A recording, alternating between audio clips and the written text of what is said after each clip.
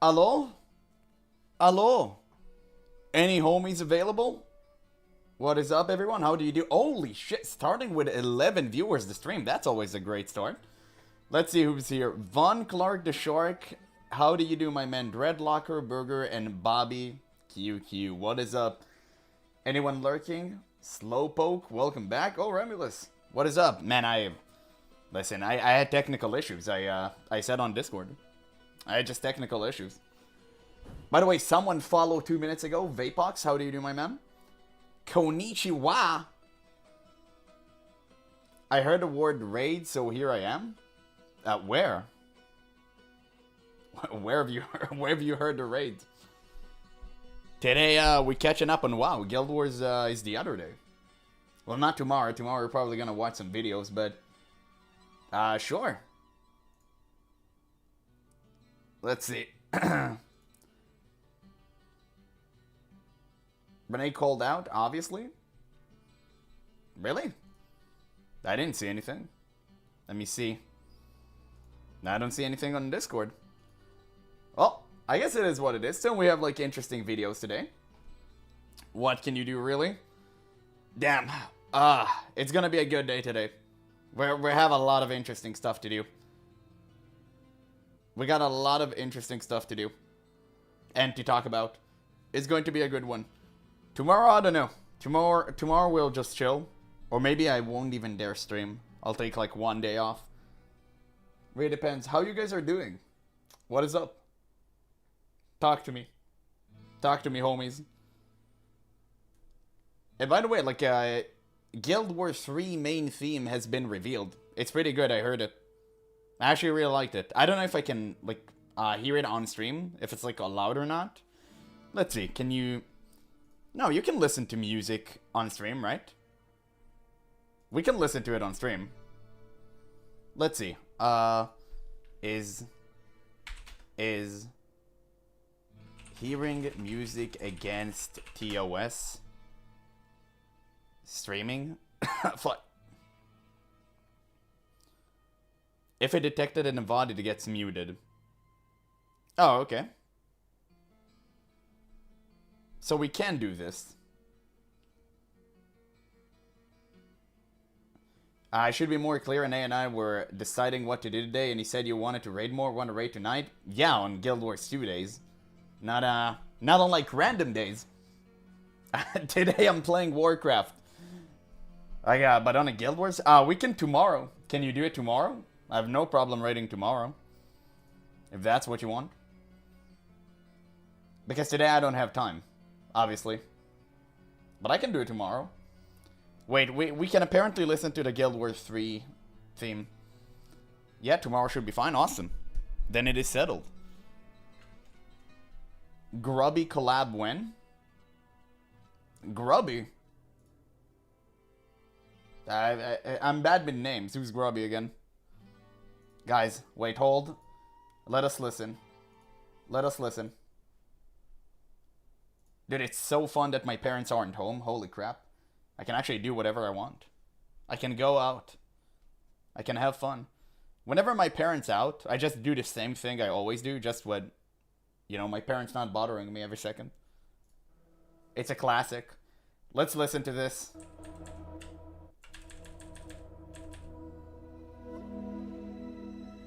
Why will they put anything but a good trailer out? I don't know, man. I really don't know.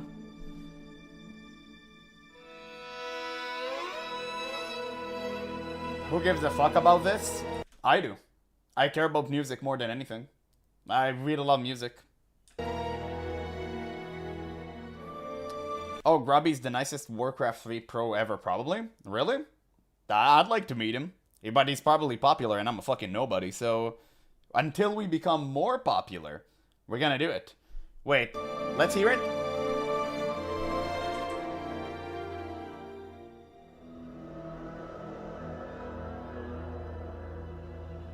Okay. Starting... They went for, like, mellow vibes. A little bit mysterious.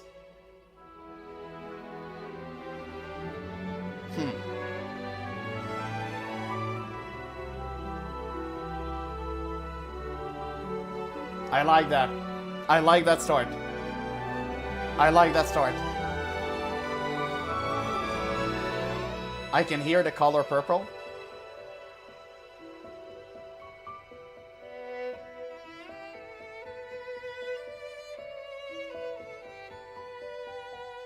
Ooh, the violin. The violin is good.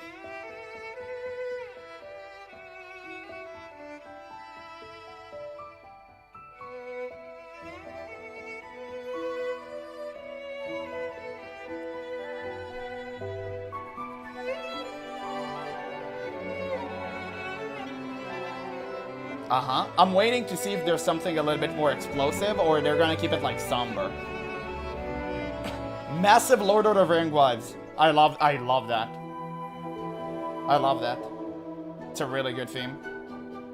Oh! Hold! It was jolly for a second and then it went away.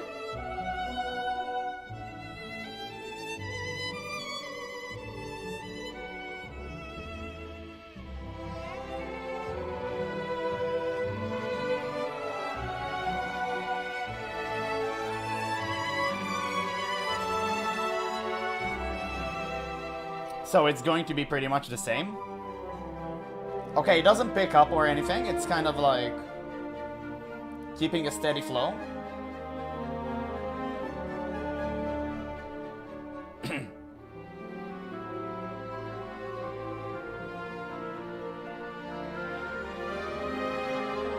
Interesting. Okay, so it doesn't seem to peak up. Okay. It's more of the same. Oh, wait. Wait.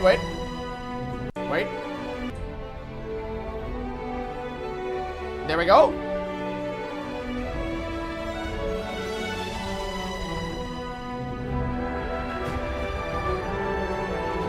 Nice. One day I'm gonna be on the news.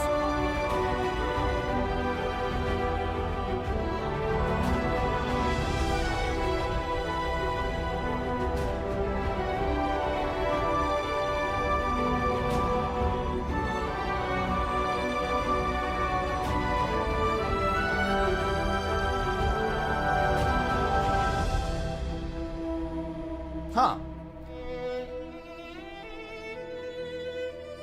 Which game it reminds me of? It reminds me of fucking game. Holy shit. It reminds me of an Eastern game. And it's no surprise because apparently the guy's like Japanese who made it.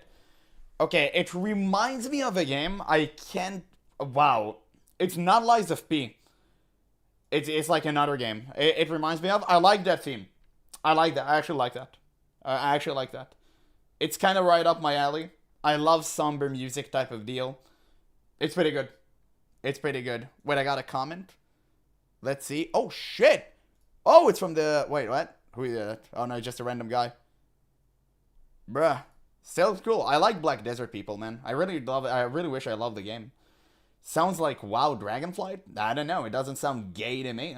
Let's see. I'll be honest, I have no hope for Guild Wars 3 with the entire trend of cozy liberal fantasy like new D&D and Warcraft. We're gonna watch a video on that exactly. By the way, it's going to be a great one. Let's just wait a few more minutes for people to like tune into the stream. Yeah, the fact that we haven't seen anything beside this core post speaks slop. I really listen. I have no idea if it's only because ArenaNet marketing is like dog shit. Oh wait, let me just move this. There we go. I don't know if it's because ArenaNet like marketing team is absolutely abhorrent, or maybe they just like how do you say it, like edging us. I'm not really sure. I am kind of confused. But it's really stupid that they haven't released a gameplay. I think they should release a gameplay already. Yeah, Guild Wars 3 will be a game about saving the world with your multicultural band, liberal morality, quirky companions. Bruh. It doesn't even matter what the story is going to be. It's going to be irrelevant because it's a prequel. I have absolutely no idea why they chose to do it in the past. I think it's the dumbest fucking thing you could have done. Nothing you will do in the story will matter, because you already know the end result. You already know Or is about to be destroyed, the gods will abandon, but you know everything. It's stupid. I don't know why they chose this. It's like, it's so... Where can you even take the game? Like, that's what I'm talking about. So it's either they're going to be completely cooked since day one, or they're going to go Half-Life Alyx and actually do like a spin. They actually like gonna do like a time spin. It's going to be tied into like the second game or something, and that would be cool. If they'll do that, it will be insane. But I highly doubt it. I highly doubt that we pull this off. So it really just depends. But I wish, you know, they somewhat will. Because how this game will have longevity? Unless it's like a single player. No, it's not a single player game. They actually said it wasn't. So I can't really see where they're going to take the game. Because you already know the end result. But I guess it is what it is. Anyway, guys, what do you say? By the way, who recommended this video? I completely forgot. I completely forgot who recommended it. Make sure to reveal yourself in chat. I'll just drink a singular glass of water and we start. Okay.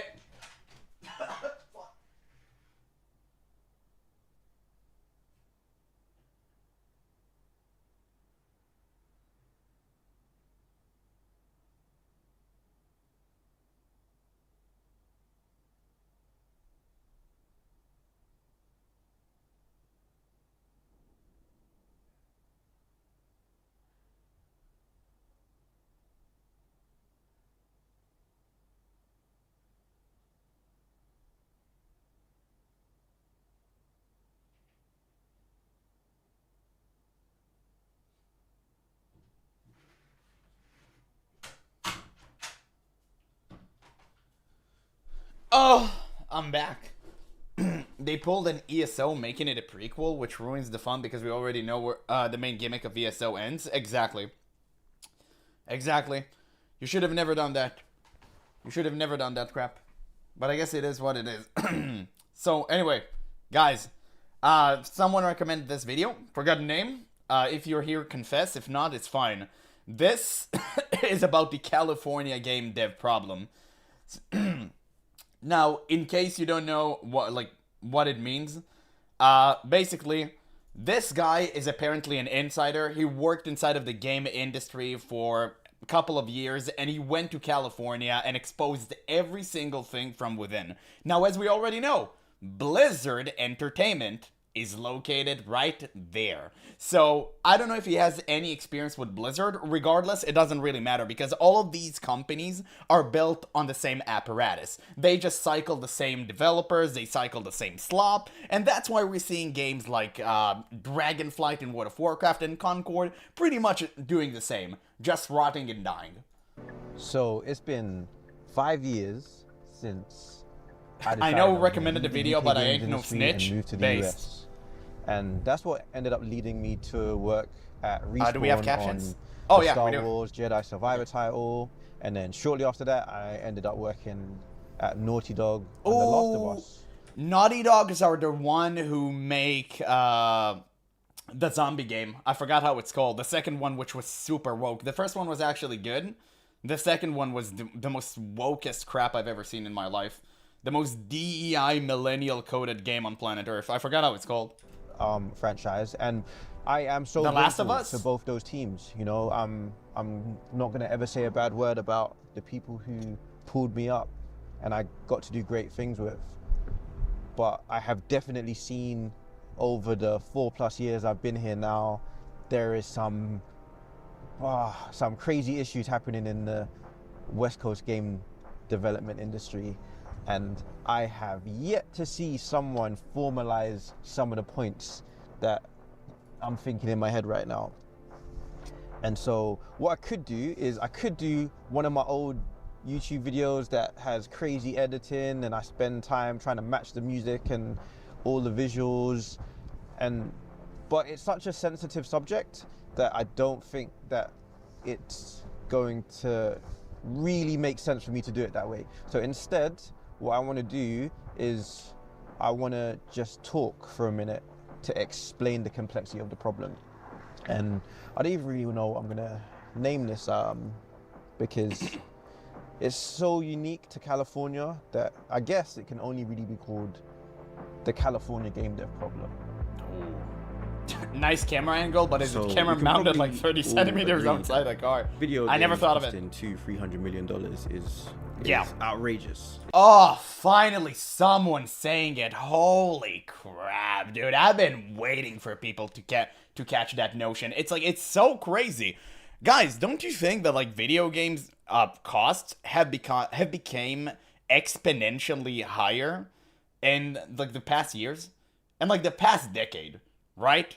It's like making a game used to cost so dirt cheap compared to what you got. And nowadays, you don't even have physical CDs anymore. They're about to abolish that. So how video games cost so much? And I know that putting like famous people inside of PVC cubes is now the standard, and I guess they take half of the company funding or something. But at this point, it's probably just a giant money laundering scheme. Like, let's be honest, it shouldn't be that high. You shouldn't have this many people working on a game unless they're all like, how do I say it? Like singular brain cell units that you need to combine them all together to create a coherent person. And if that's the case, just pay them peanuts. I don't care. Every single employee you have needs to bring his game on. If you're paying someone full salary, he needs to work. And we've seen a huge trend, especially inside of Microsoft, which by the way owns Blizzard, where a lot of people are there just to get paid and do nothing. We've seen that a lot. How many shorts have we seen by now of, mostly female, I gotta admit, that do absolutely nothing except working for like 1 hour, go eat a salad, work for 2 hours, go to sleep, work for 1 more hour, and then go home. We've seen so many of these by now, and I think that these people should be instantaneously let go. If you don't want to work on a game, if you don't want to be a part of something good, get out. That's my opinion of it. Yeah, I'm fine with video games finally rising in price after 40 years. Hell no. They shouldn't rise in price. Yeah, it's okay. They need to be $60. That like prices should have gone down. They shouldn't go up unless the quality went up, but the quality actually exponentially went downward to the sewers. Like games aren't even optimized anymore. So no, I completely disagree on that. It shouldn't be costing that much to make a game. And I've already made a video explaining how mid-tier games are basically getting wiped out in the US because of like growing costs, but little movement on sales. In the comments, developers cost too much, teams are too big, games are taking too long, salaries are too high, and every single one of those points I completely agree with. Like objectively, those things are all true. So it kind of looks like the problem is payroll, but if you follow that, if it was just salaries that were the problem, then games would be dramatically better, and they're not. They're just, more expensive. There were great games that were a lot cheaper in the past. I know that when people hear high salaries, they picture the developers getting mad rich, like having crazy success, buying their second swimming pool, but that's not what's happening at all. A lot of that money, it just never reaches the work. It gets absorbed before the work even begins. Like all that cash isn't really flowing into the game devs. Not really. It's flowing through them into the cost of living near the game studio. And almost all the major studios are trying to pull back on remote work. Places like LA, Santa Monica, San Francisco, San Diego, other West Coast cities too, like Vancouver, Seattle. These studios are in some of the most expensive places on earth. And like I said, they're pulling back on remote work. So they don't really want people to be in less affordable places while they work there. And the salaries got to rise up to withstand that. And everything rises with that. So, rent or mortgage, that's like many thousands a month. Then you got utilities, groceries. And then, look at it this way, the grocery stores, they got to raise their prices because the grocery store employees also need to live in these expensive places. And so everything goes up because of that. And then, then you got insurance, health insurances. If you got kids, then the childcare in some cases like rivals the rent. It's like similar.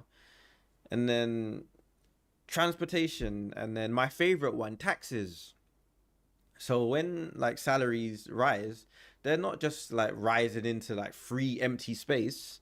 They're rising into a system that's like already pulling money from every direction.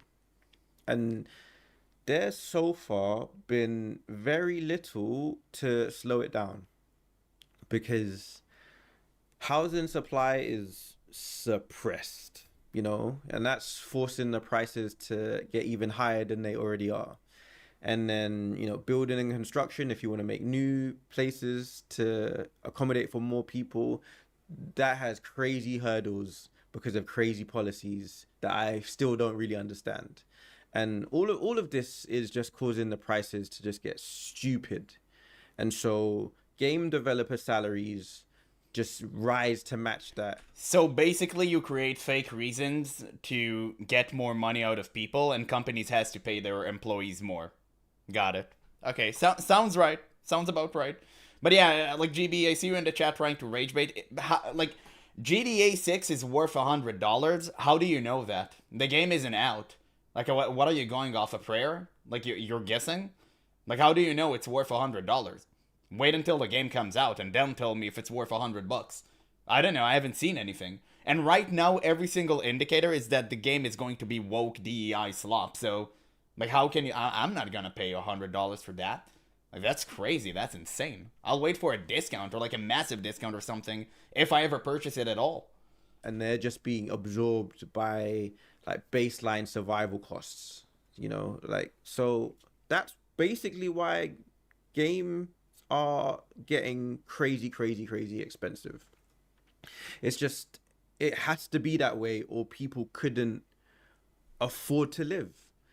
So you might even be surprised to hear that a lot of game devs that work on some of the biggest games, like massive games that, win game awards for game of the year, and, they go on to have international acclaim.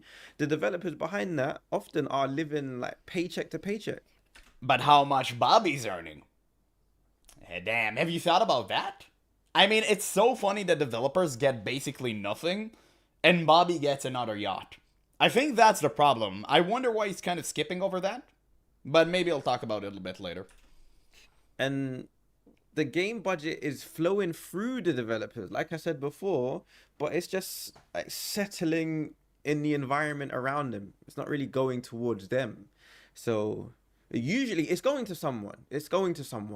And usually that's a landlord or a real estate investment trust, or like a private equity firm that just operates as a corporate landlord.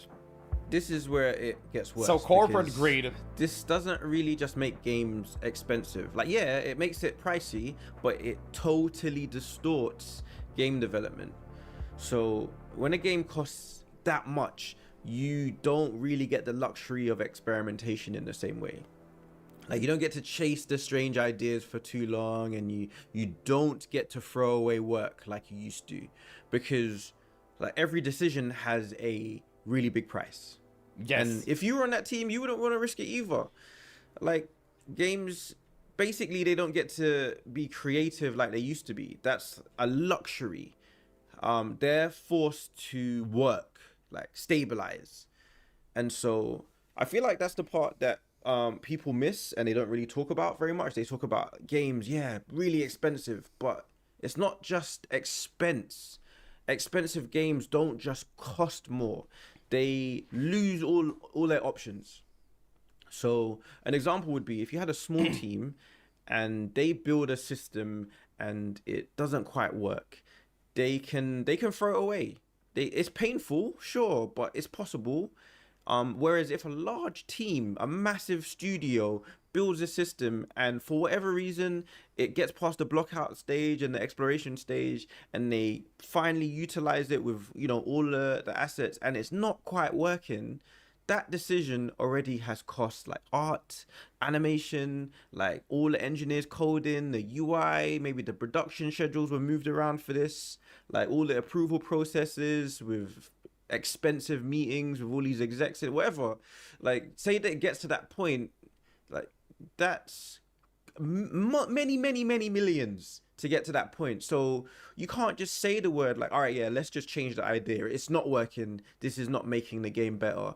Like, Yes. that's not a normal statement anymore. That statement is like you're setting fire to a mountain of cash. Exactly what happened with New World. Exactly what happened with New World 1-to-1. New World started as a PvP based MMO, and at some point, really close to the finish line actually, they've realized that PvP based MMOs are garbage and they will never work, and they tried to pivot to PvE. That went horribly. And even after they actually fixed the game, and I heard from many people that the last patch was actually a pretty good PvE experience, it didn't matter. The game already had such bad reputation, it died. And that's, unfortunate. Because we could have had another MMORPG we may have loved and played for a long time. But no. Another MMORPG back to the graveyard with all the other folks. It's just sad to see. And this is something that I also always mention whenever I speak about this topic. The cost of being wrong is very, very steep. And that's why we're not seeing anything creative anymore. That's why we're seeing all them companies chasing the same trend over and over again. It happened with MOBA games. It happened with a Battle Royale craze. Now it's happening with extraction shooters. The next thing will pop and everyone will be on it. Nobody's making something new. It's like one game is shattering the glass ceiling, and every other company just follows it.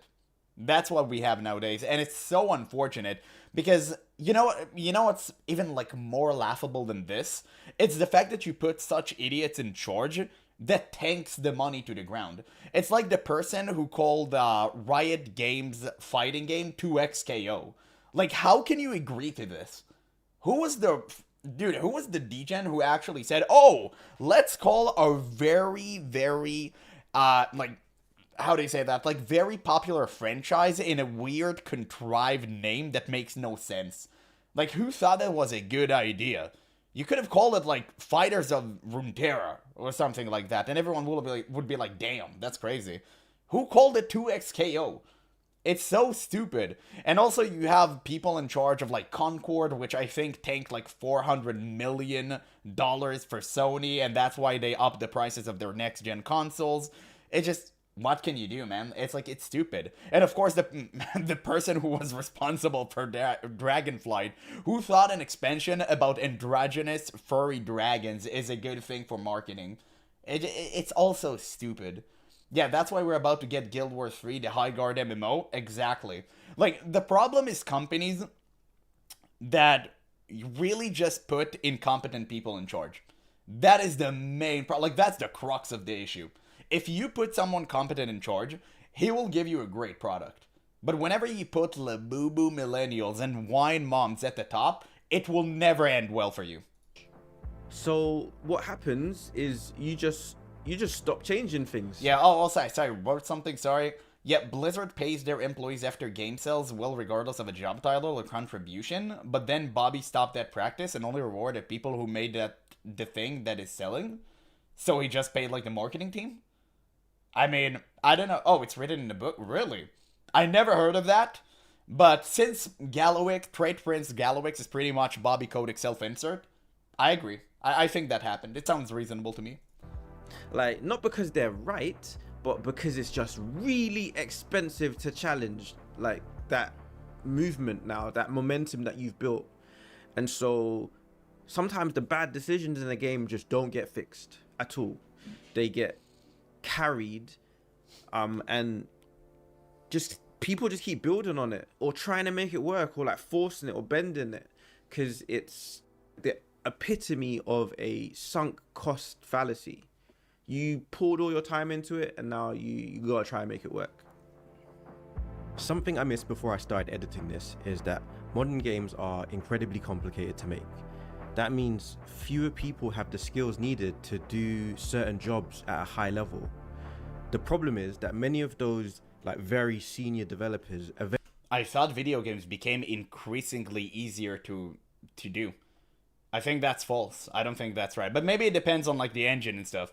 But I know for a fact you have like a lot of mono singular developer. I said like mono twice, it's the same thing. Like you have a lot of single developers making game nowadays. But to be fair, it is on like Unity and Unreal Engine, which I guess is exponentially easier. But you can create some great stuff with that. So maybe if you're building your own engine, that is true. But I think with Unreal Engine and stuff, a lot more people have practiced that. And I think as like we grow as a society, more and more people are into tech nowadays. So back in the day, finding someone who actually knows how to code was very difficult. Today, everyone's coding.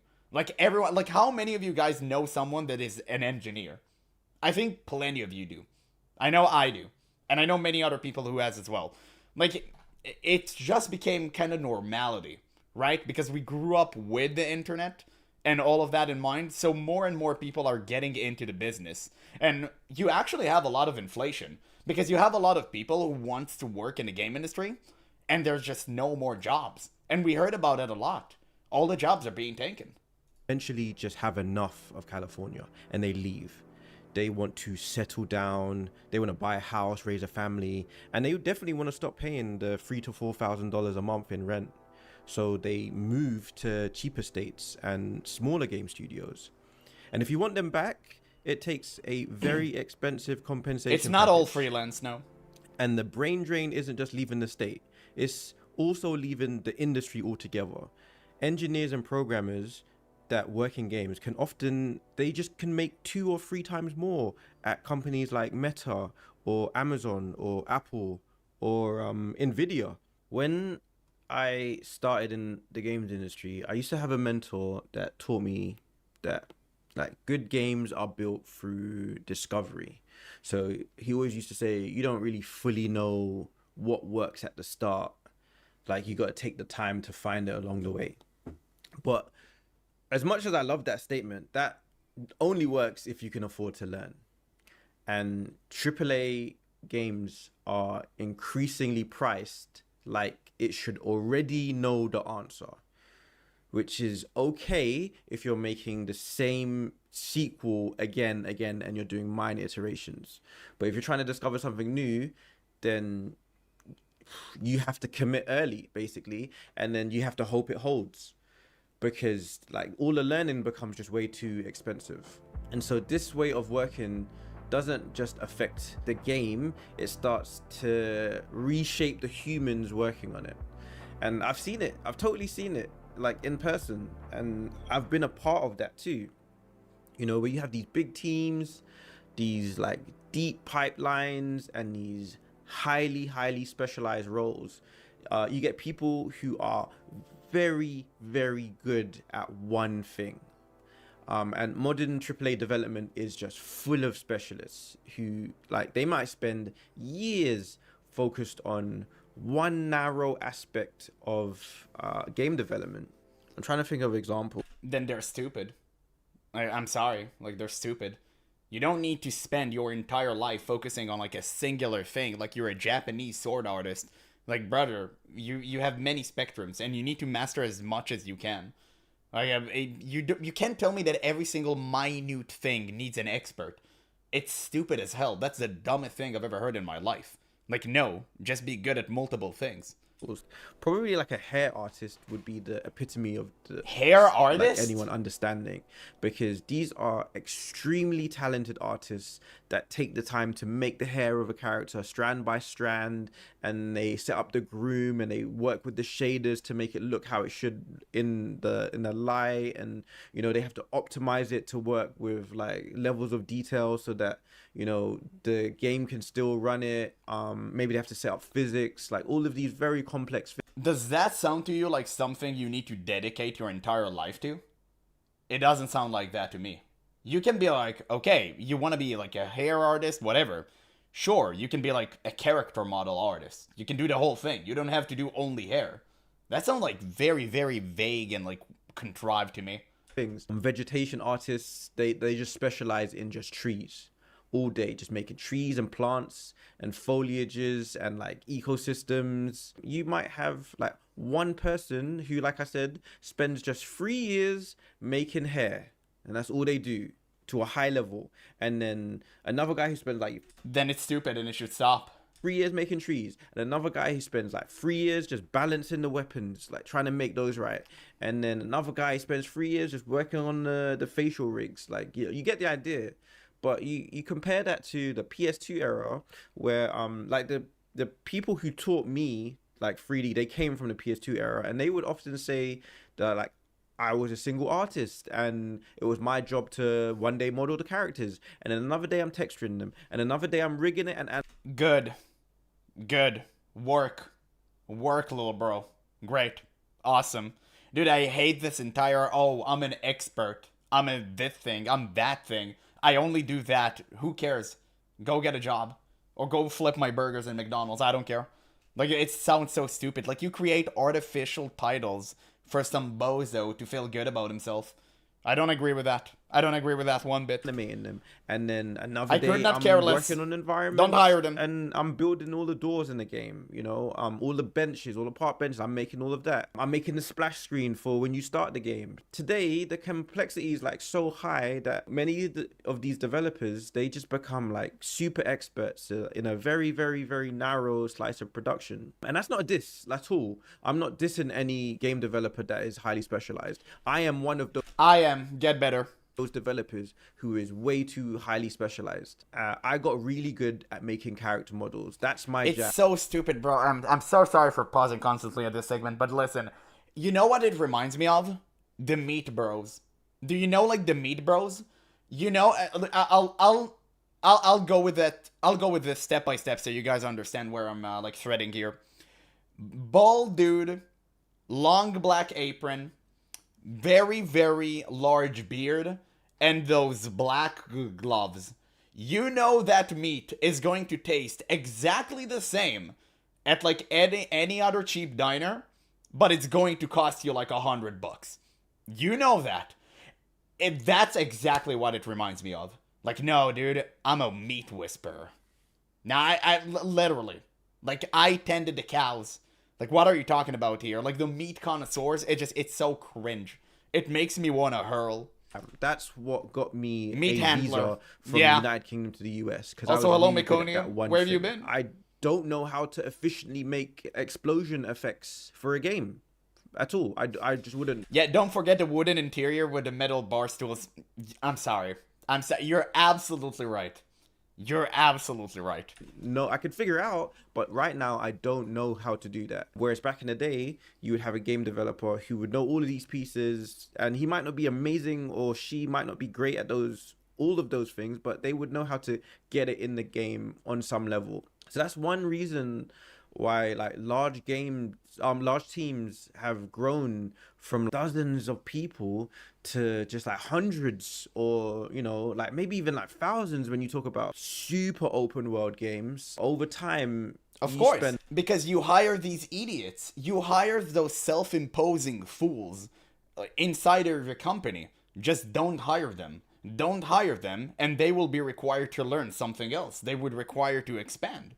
Of course, like to expand their horizons. Just don't hire them. Problemo solved. A lot of time working highly specialized. It just bloat, in exactly. a system that it's just that's how it is now. It just works that way, and that's just how it is. And the biggest problem you have when you have these highly specialized people who work in these extensive pipelines is often those people don't know how to build the pipeline. You know, if you start at a big game studio, you know how to operate the machine, but you don't know how to build it. That's a different skill entirely. So if you had to make that same game from nothing, you'd be screwed. So it now means that all across the West Coast and across the US and other places too, you have like these large number of game devs who are phenomenally talented, but they were never there to build the foundations of the game pipelines that they're working on. Whereas the developers of the 90s and the 2000s would get like so many opportunities to create a pipeline.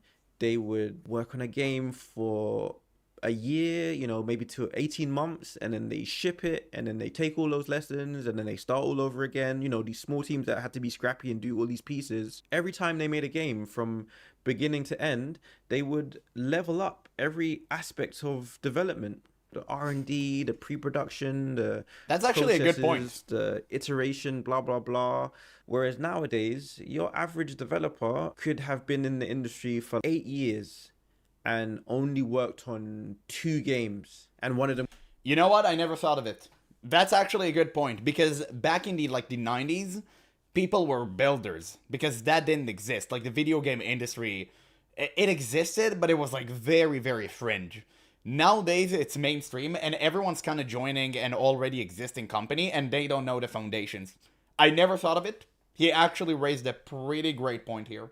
That's very, very interesting. Yeah, this exact type of hiring is what created Concord. Exactly. We needed a woke artist. That's okay. His only specialization is DEI, and that's why we got that significant looking character.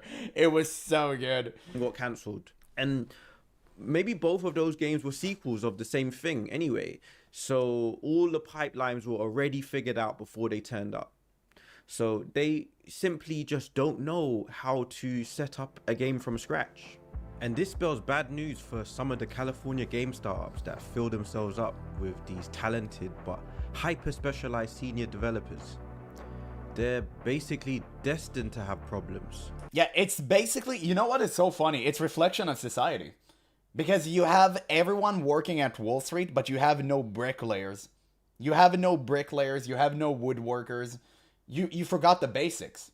So like, what is it worth? It will amount to nothing at the end. Because this type of society is bound to collapse. And I think that's what we're seeing in the gaming industry nowadays. It's actually very, very interesting. Yeah, Eurogamer posted today, a Dragon Age Trilogy remaster probably won't happen, as no one still employee at BioWare knows how the engine works. Damn. Really? Okay, that's crazy. Now all the publishers and the game studios are trying to make the same games but for cheaper. And they all learned, post the Bobby Kotick era, that 400-500 person studios just aren't really viable anymore. It's just too expensive. So it's also unnecessary. Just cut them off. I mean, how many great games were made with less than 100 people? Like, you can definitely do that today. It's just that people don't want to. So everybody's system is shrinking. Or everybody is basically just trying to get leaner and more efficient, which is probably the right way to go. Yep. Which means you have smaller teams, much more ownership, and then suddenly, like, you're expected to build everything, in something like Unreal Engine. And there's like no complex structure per se in these new studios. Like, there's no safety net. There's just problems that only you now have to solve, and you don't have Mr. expertise of this thing to turn to. You have to figure it out outside of your expertise.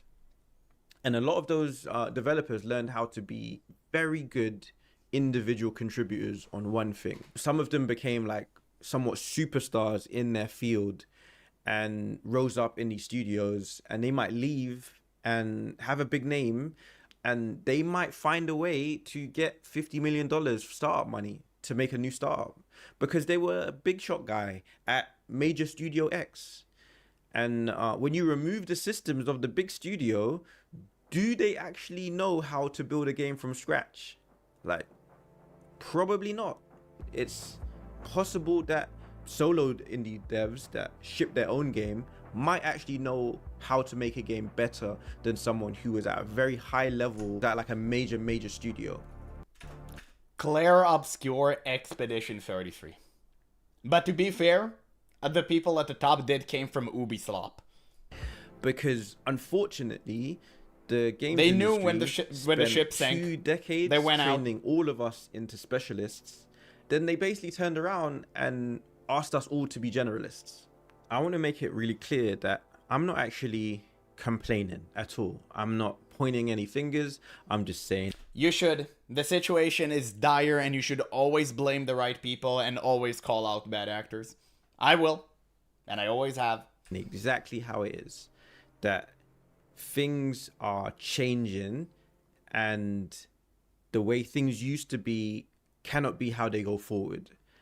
But I believe it's affecting California and the surrounding areas much more so than other places because it gets much more complex. So while all this was happening, all these changes were happening, production is starting to get shifted elsewhere. And, you know, studios got wise to the fact they needed to bring their budgets down, and they focused more on outsourcing and moving their productions to like China, Malaysia. According to Matthew Ball's statistical analysis on the games industry, just make it cheaper, take the cut. Make it cheaper, take the cut. Easy. Easy as 1, 2, 3. Does one every year.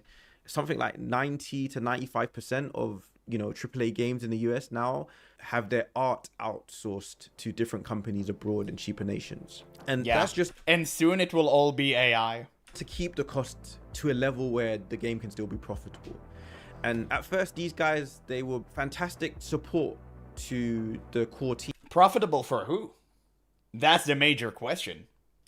But over time, those teams abroad that learn the systems, they like learn the standards, the pipelines, we stopped calling them outsourcers. They're not outsourcers anymore, they're code developers, because they're taking more and more of the work. They're not just making art pieces, they're helping with design, they're helping with code, they're helping with functionally maybe sometimes more of the game than the people in the West are, despite the fact that it ships with the name of the game studio in the West on the box.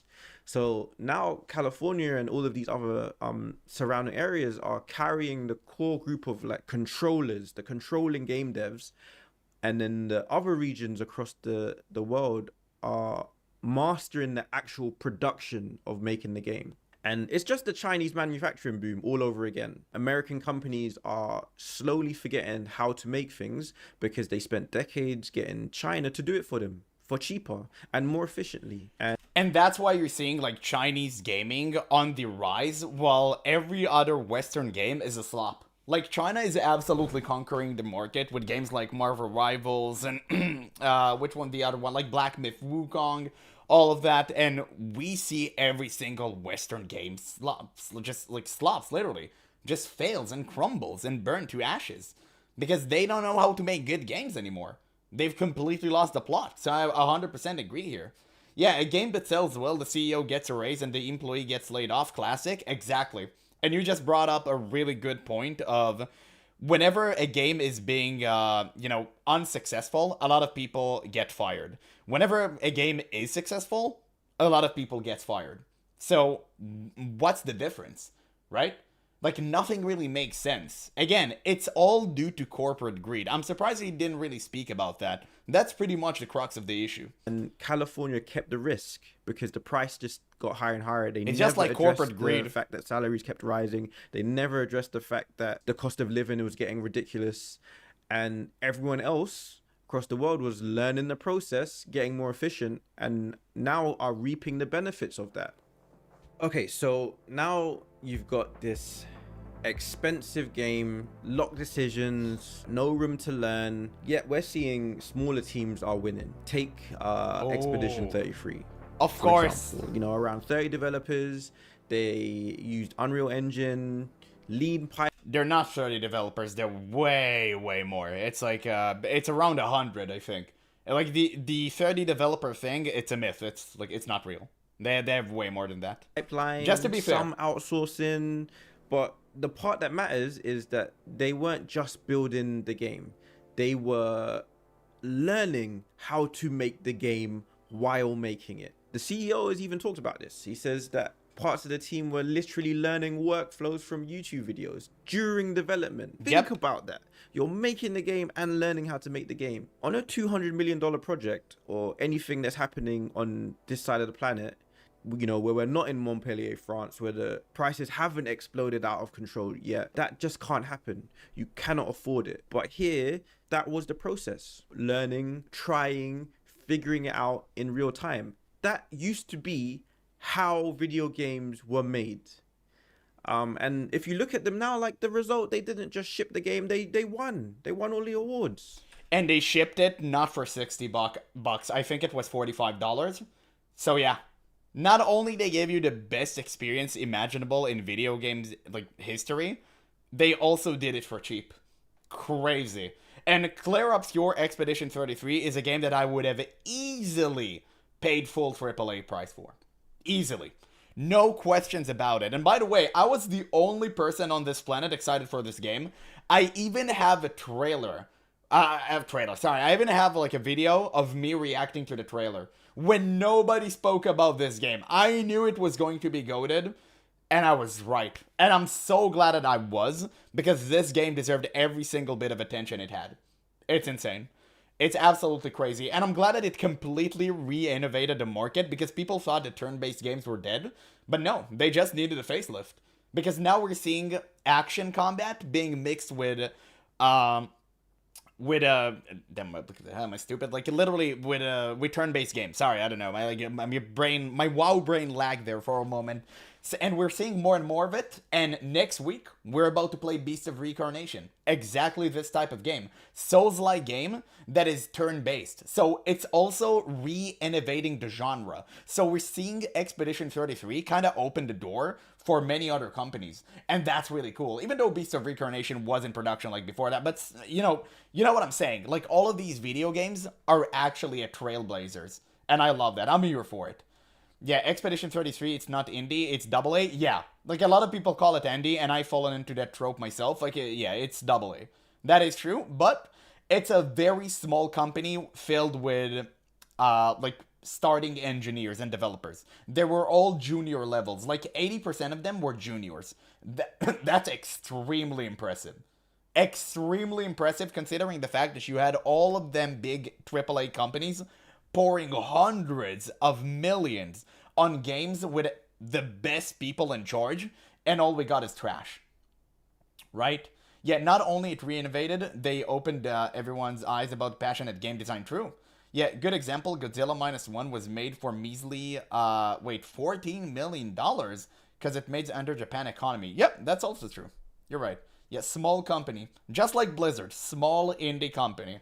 Maybe Blizzard one day would make a good game. I really just root for them, because I know they need the money. I know they need the funding. They should release another, like, gay plushie. So this isn't or maybe another about long boy. Institutional knowledge or talent or intelligence, and it's not even about experience. The people making AAA games today are some of the most skilled developers that the industry has ever produced. This is not an indictment on California devs being weak or not what they used to be. That's not what I'm saying. The problem is the environment they're operating in, when every developer costs a fortune to employ because they just need a living wage in a place that has like lost control and capitalism has run rife. When every month of production burns tens of millions, and every decision has investors or executives or, you know, forecasts attached to it, all your learning just becomes a complete luxury. Complete luxury. Games are built through learning. Some of the best games in history weren't discovered because someone knew the answer on day one. That was just not how it was. Like, they were discovered because teams had room to find the answer. That is League of Legends and Dota 2. Absolutely. Started as a Warcraft 3 mod, and the only reason it made it up to the air is because Blizzard were kind enough at the time to give people like free access to the source material. And they've let their community create something. A lot of people just did shenanigans, and most of it was like hot garbage. But the thing that rose to the top, they were insanely goated. And that's how you get great games. Trial and error. Over and over and over again. becoming harder and harder to do in California. Yeah. I've got advice for maybe only young developers. I wouldn't optimize for prestige. Yes, you need a professional portfolio that looks extremely good, but if you want to have longevity in this industry, I'd optimize for learning. Be somewhere where you can learn. Go somewhere where you can wear multiple hats. Go somewhere where you can ship, not just stuck 10 years on one title. Go somewhere where you can make mistakes if you can. Yeah. Don't work on Star Citizen. Go somewhere where you can see the entire process of making a game from beginning to end. You will become more useful as these teams get smaller. The developers who thrive over the next decade, I don't know. I don't necessarily think they're going to be ultimate specialists who, you know, spent 10 years pulling a single lever in the giant machine. It will be the people who know how to build the machine. Yeah, I guess I think, yeah, by the way, great video. I'm gonna link you guys this video. Seems to be the end of it. At this point, he's just like giving advice to young developers, which is a great advice, by the way. I think what he's saying here is just learn how to make your own games. And I think that nowadays, you can do it way easier than like you could have back in the day, because you have access to all of these tools. You have a lot of single games made by like single developers, like Balatro, and I forgot how this fighting game called. It was really, really cool. He's still working on it. One day I'll feature it on the channel. It's just very, very cool. And just, it's amazing. It's amazing to see what people can do. You have Vampire Survivors as well, right? So, like, one person can make a difference. It is possible in today's age. We have access to all the information. We have all of the tools. We just need to be willing to learn them. That's the difference. It just, yeah, it is what it is. Yeah, also note how small people begin to scare the big boys in cinemas and theaters, like Markiplier, the Backrooms, and especially with that Obsession movie. I'm all in for it. You're 100% right. And now we're seeing, like, the natural cycle of life. You got the people who made the stuff. It was hard times. They became big, they became corporate, greed took them over, and now they started to make slop. And then the little guys at the top are conquering them. And those little guys, make no mistake, they will be corrupt. That's how it works. That's how the cookie crumbles. And the cycle will repeat anew. That's just how humans work, unfortunately. But that rule doesn't apply to like Valve and GGG, because I don't know, Path of Exile kind of curing them of every single thing. It absolves them of all sin. It's the greatest game out there. Yeah, so pretty much that's it. Yes, Stardew Valley's Concord. I never heard of that. But yeah, guys, it's time for the WoW incident. We have a banger World of Warcraft video. Wait, someone sent something. What the fuck is that? Okay, Kick L. So this guy apparently was toxic, and I don't know. We're about to find why. It's gonna be funny. I think this one's going to be funny. Wait, let me just core. Up. There we go. Should I go to the bathroom before this? Well, I probably should. Give me 1 second. This video is going to be a good one. Apparently this guy got a ton of hate for what he seemed looks promising. Fuck. You just took a look at him and you're like, damn. Okay, that looks promising. Okay, yeah, that's good. That's a good one. Wait.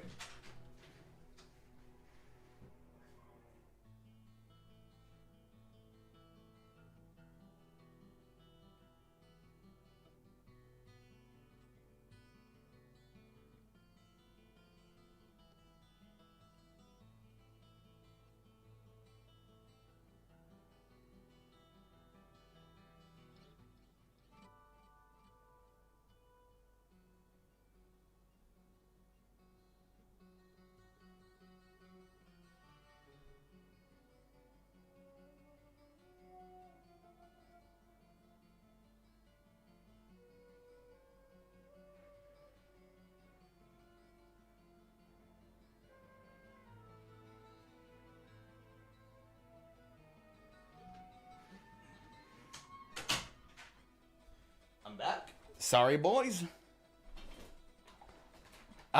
Check those unopened commander decks atop his shelf. You don't know what they contain. You have no idea. Okay, let's see. I think this is gonna be a fucking good one. I don't know. I think this is gonna be a good one.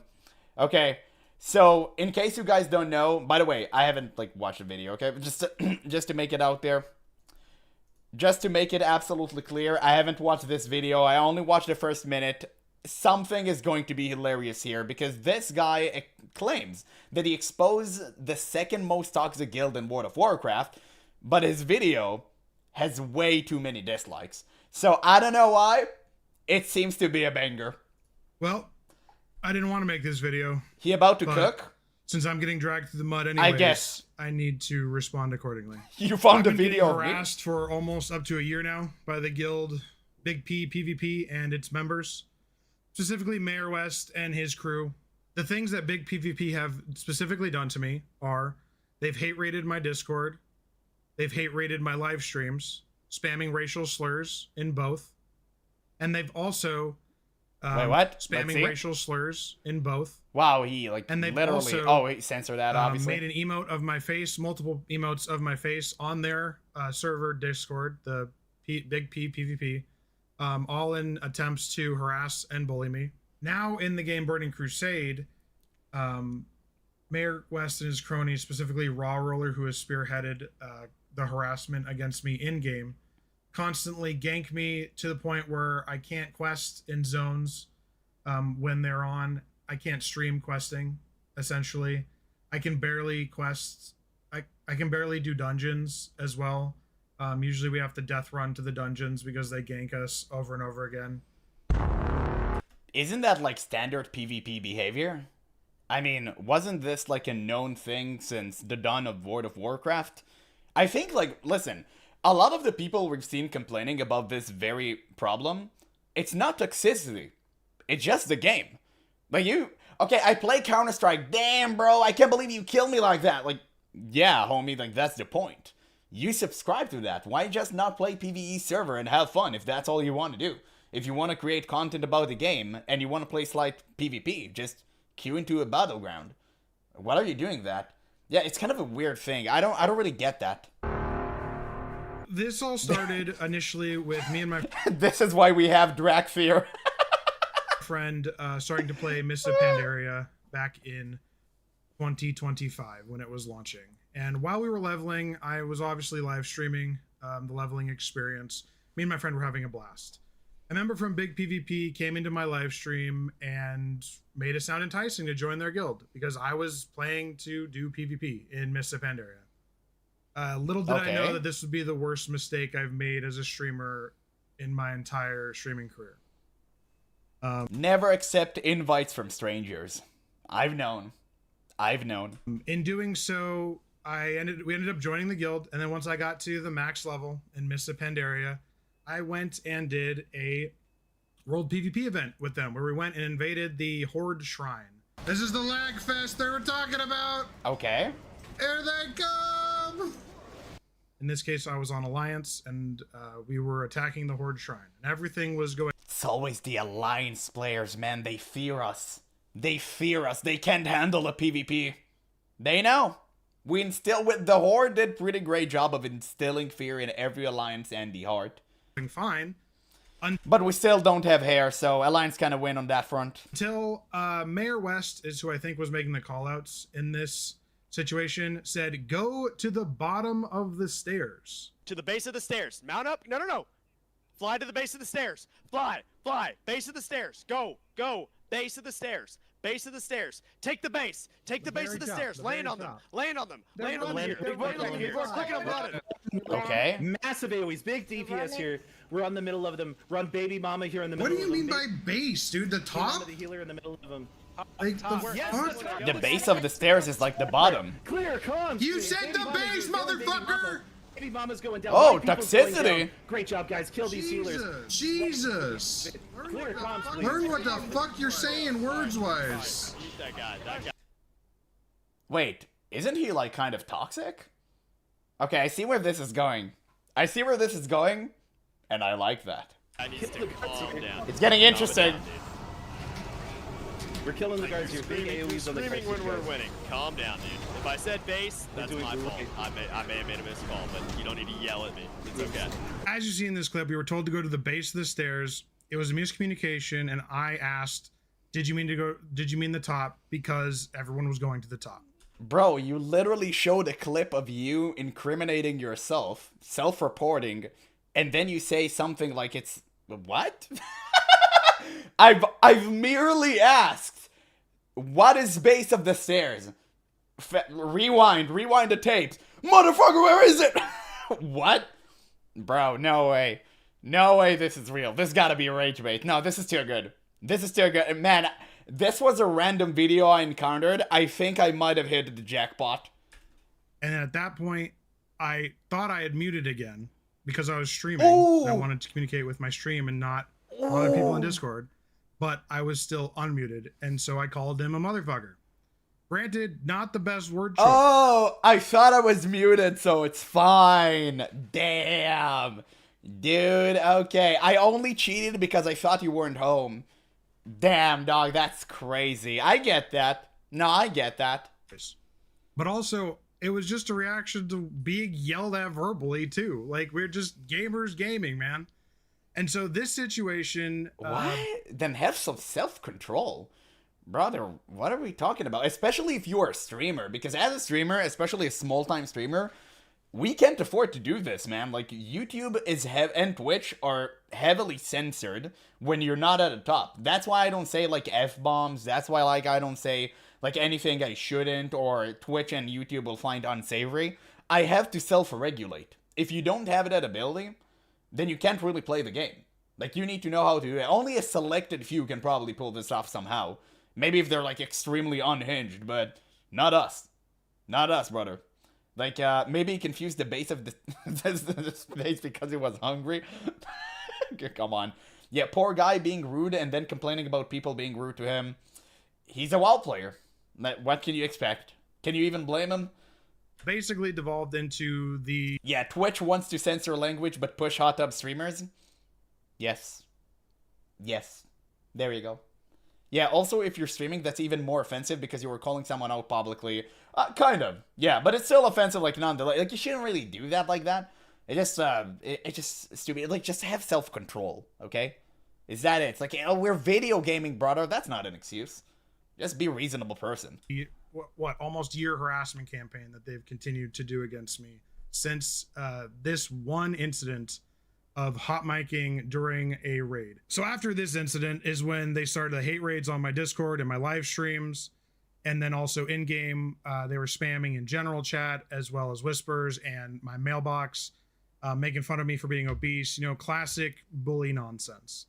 And then eventually it got to the point where Mr. Pandaria was no longer fun. Yeah, by the way, like, people would find ways to make fun of you, and like, any way they can. It doesn't really matter what you are, how much you weigh, how you look, if you have hair or not. Like, it's just, listen, I'm brown, so I know it, right? I just make it easy mode. You don't care. You just point back and laugh. That's all you have to do. Just have a little bit of immunity, okay, man? Like, being a streamer is difficult, especially if you're putting yourself out there with camera. This is the price you have to accept before you start this. Everyone should know this. It should be very, very obvious. If you're putting yourself out there, there's a price. And if you're willing to accept it, good. If not, then don't do it. It's just that simple. I no longer had a will or want to go play the game because of the amount of bullying and abuse and harassment that I was receiving from Big P PvP. And so I ended up stopping playing the game. Which is really unfortunate. The bullies won in that scenario, but it is what it is. Even if they were removed from the scenario, I wouldn't have gone back and played Mr. Pandaria anymore because they had soured the taste. They had soured the will to want to play World of Warcraft at the time. Now, flash forward to February of this year when we and my same friend, decide to start playing Burning Crusade Classic Anniversary because that means Wrath's next, and we want to get ready for Wrath. So we start leveling our characters in Burning Crusade Classic Anniversary. And guess who decides to start ganking us continuously, stream after stream, when we try to level and quest? The only thing we were possibly able to do was do dungeons. So we mostly leveled through dungeons. We had to death run most of the time. Again, we just play PvE. Like, I don't get this. I don't get this, guy. I really don't. Like, all of your problems would melt away quite literally in a millisecond if you just chose the right server. And it's okay if you rolled like and committed on one server and that's fine, like you made a mistake, but you did it twice. So the second time is on you. Ganking us because there was no other workaround. Often, every once in a while, they would show up in force with a bunch of the guildies to further continue the harassment, because they get a kick out of, treating people like dog shit. So the reason that I'm even bringing any of this up is because since Nightman's video came out where he's experiencing similar harassment and abuse from the... It wasn't even remotely close to similar, brother. What Nightman experienced is literal doxing. His entire address to the fullest was revealed online and put out there to make sure that some delusional freak out there would actually go outside and do something with it. Do you have any idea how scary that is?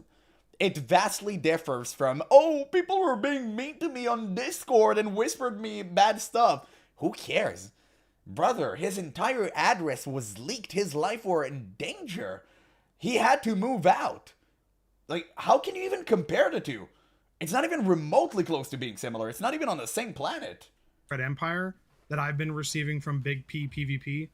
Raw Roller, the mage who has spearheaded the majority of the in-game harassment in Burning Crusade, has decided to start posting videos with my face on it to block their chat.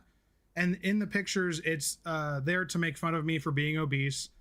And many people are flocking to their videos because in the videos, they're stomping on the Red Empire, but also they're helping support, bully, and harass me because Raw Roller decided to put my face as a cover for their chat in game, probably to cover up their racial slurs and bigotry that they have going on in the chat. But nevertheless, So random. Anyone watching those videos, It's like he has a list of buzzwords to make people feel bad for him. I just, listen, like, obviously using your picture as, like, a cover for the chat is kind of a lowball move. I agree. But, like, who cares? Like, who cares? Bro, if someone will put my face to cover their chat, I feel sorry for them. I'm ugly as hell. Like, you're literally going to lose viewers because of that. So maybe it would be my own way to kind of like, to enact vengeance. is inadvertently supporting the harassment of me because Raw Roller decided to use my face without my consent in their videos. Because again, they are some people aren't built to be streamers. Exactly. Exactly, just true. Absolutely. It may not be for you. He should reconsider his life decisions. But to be fair, he is a World of Warcraft player. So I do understand that. Respectful of other human beings. And they get joy out of causing other people harm. It's PvP! And so that's the point! You're supposed to do that! What the fuck? Oh my god! Oh my god, that's the entire premise of the game! That's why you go into a PvP server, because you want to destroy the other faction. That is the entire thing. That's the shtick, brother. That's what you do. I really don't get it. I just really don't get it. Yeah, this guy is too fragile for online gaming. He's what every game has to be sanitized. Yeah, he would not survive the Modern Warfare 2 lobbies. Yeah, the good old days. Maybe we just grew up in an era that kind of just made us a fortress. Like, we were something different, man. Like, those Modern Warfare 2 lobbies were something. I never had access to, like, console and stuff. And, like, to be honest, like, paid video games. So for me, it was, like, Counter-Strike, which arguably way, way worse. So I've been conditioned, right? I already know the game. I know what's up. I don't care anymore. But maybe he grew up playing something else. I'm not really sure. Yeah, imagine playing vanilla WoW back in those days and try to level in Strangentold Vale. Everyone knows that Strangentold Vale is equal death. It's like Death Valley for a reason.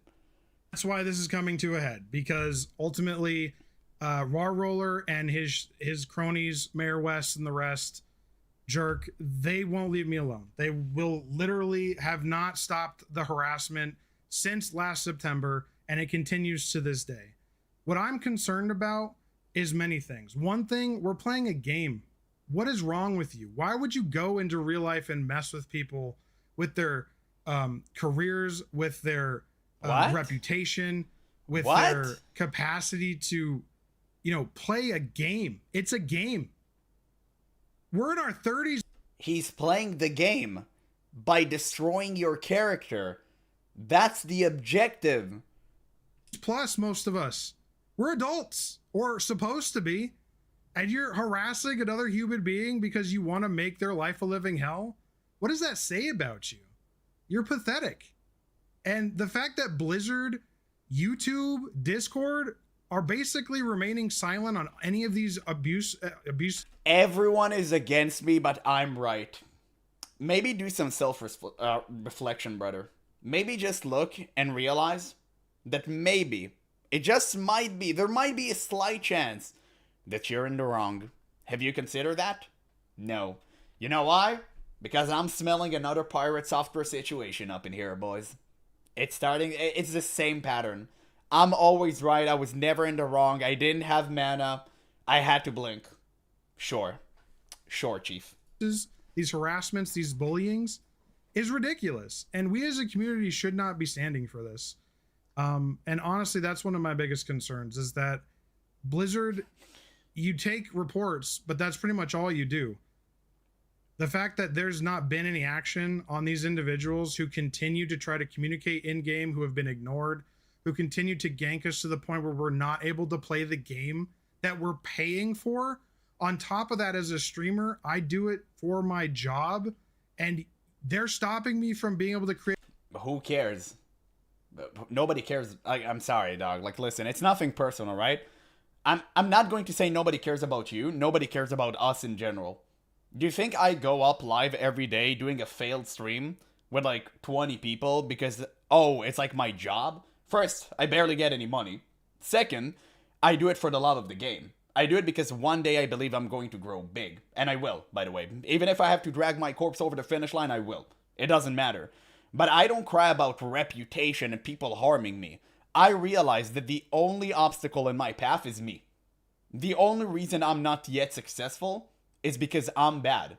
And if I get better, I will see success. And it does happen.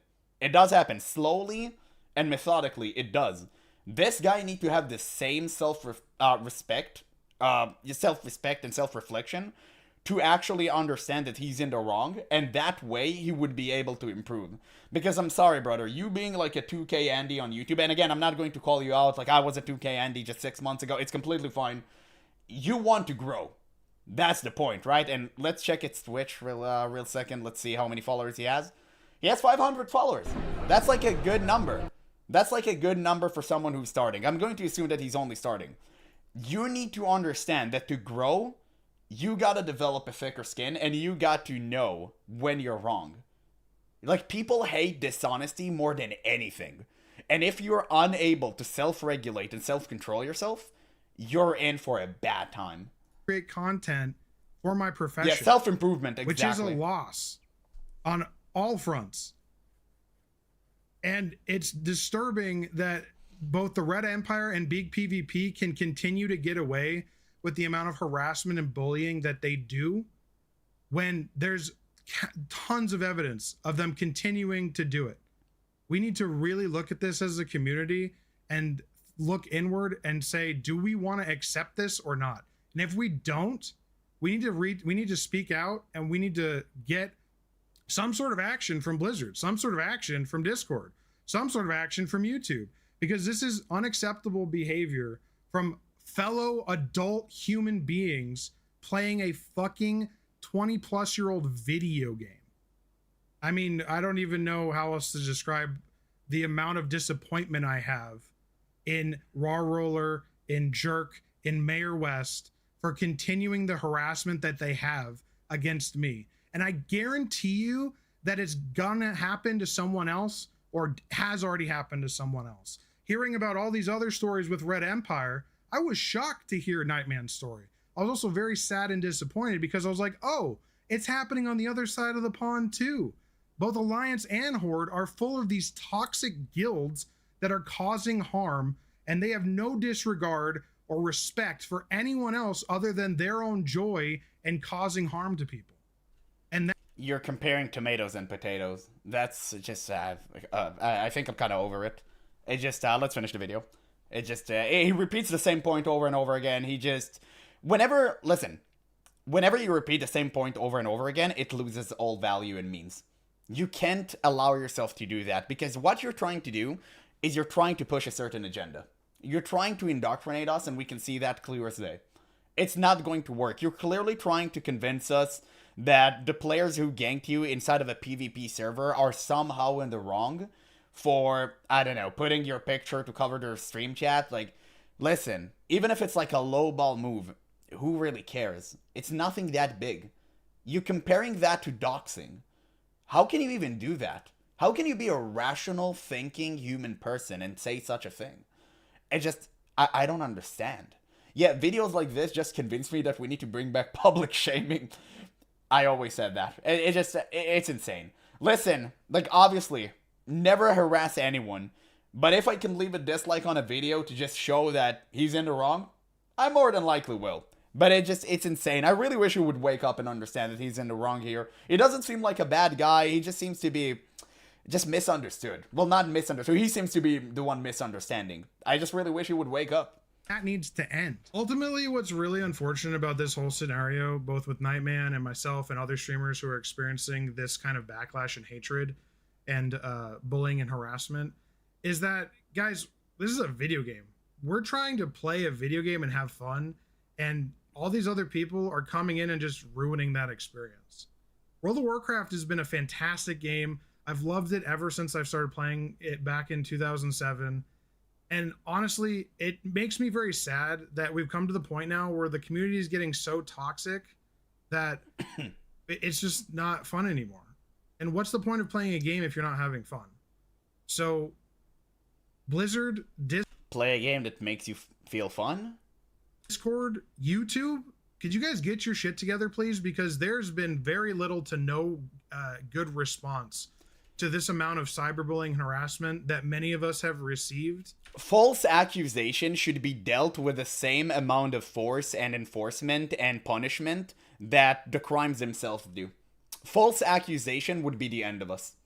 I really think that what he's doing right now, that's probably the only thing that I don't like about this video, really. Because I would have understand if it's just like hurt. That's fine, I would have gotten that. But calling for actions against people who only play the game, right? It's bad. This is bad. Because right now you're advocating for an innocent person to be permabanned from YouTube, from Twitch, from the game. That is deplorable. You should have never done that. If you would have only came out here and say, hey, what they did to me is bad, I would have just be like, okay, whatever. But you're actively calling out for them to be banned, that is on you. And you guys just kind of ignore it. We submit reports, we tell you what's going on, and at the end of the day, nothing substantial has happened. Apparently there's something going, they're looking into the Red Empire stuff, but guess what? They're not the only ones that do this degenerate shit. Big PvP has also, and does also, do hate raids. What is called Discord PvP. And they're proud of it. And everyone claiming that they're the heroes in this scenario with the Red Empire is unfortunately not true. Because one of the mages from Big P PvP in the videos that he is putting out is using my face twice to cover up his chat. Again. Oh my god, brother, you've repeated yourself for 5 times by this point. Wow, it's like the same mantra over and over again. Like, we get it. They use your face for Discord emote. Okay, cool. Sure. Just laugh at it. Who cares? You're feeding the trolls. You're making it worse. Picture is... Yeah, he's tilted. Bro, they got him good. They got him good. Making fun of me for being fat. So he's harassing me because I'm I'm an obese person, and he hates me for whatever reason. Why are you saying that? Debate whether they love me to the point of hatred or what. Because who gets so infatuated with a streamer that they're this negative against them and using their likeness without their permission and causing... Because you're a public figure now and they're allowed to. It's the same as anyone allowed to react to my video and criticize it, and I'm unable to do anything about it. They can. Like, it is what it is. That's part of the game, son. That's what I do right now. It is what it is. Damages to their business. God damn it, stop digging. He can't. He's unable to stop. So, it's just sad. It's pathetic. It's Blizzard, Discord, YouTube. You guys really need to work on your support systems. And our community needs to come together to stop this nonsense in its tracks. Because the fact that there's 2 toxic guilds, one on Alliance and one on Horde, that are going to these lengths outside of the game and even in the game to make sure that people no longer have fun it doesn't belong in this world. We should not tolerate that. I fully expect there to be backlash due to this video from Big P PvP. Oh, not only from them, brother. You just summoned the entire WoW community to actually do a little bit of clowning session. And that's really the problem with this video. I think he should release a follow-up and just kind of understand that he made a mistake. I think that would make him look like way better. Appreciate if they could, become respectful human beings, apologize, remove my face from those videos, and stop harassing me in game. but I think that's a lot to ask from what has historically been shown to be people who do not respect others. Ultimately, I want to thank you all for watching this video. Please like and share the video. And until next time, thank you. Any opinions? I gotta see some of the comments. Okay, that's gotta be a good one. Now, the comments are going to be lit. So, again, I'll remind you, very, very heavy dislike slanted ratio here compared to likes. Let's see what the people have to say. You started yelling. True, that's when he said the thing. Yeah, this ain't the same as Red Empire, sorry. True, my dude, you were the one who overreacted and he even apologized to you. Oh, really? Wait, you got an apology? Oh, that's crazy. If that's true, holy shit. That's insane.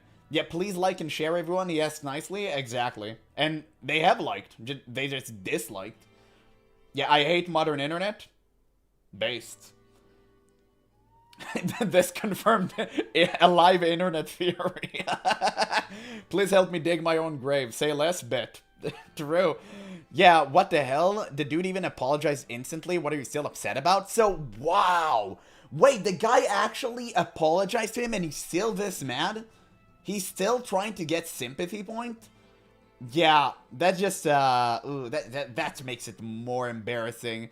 His reaction is to your yelling over raid cons, which you don't do, was fair. Let's see how this goes for the rate of the video. Let's see. Sure, it went well. Bruh, you posted thinking it made you look good. Okay. Okay. From here, it seems like more of the same.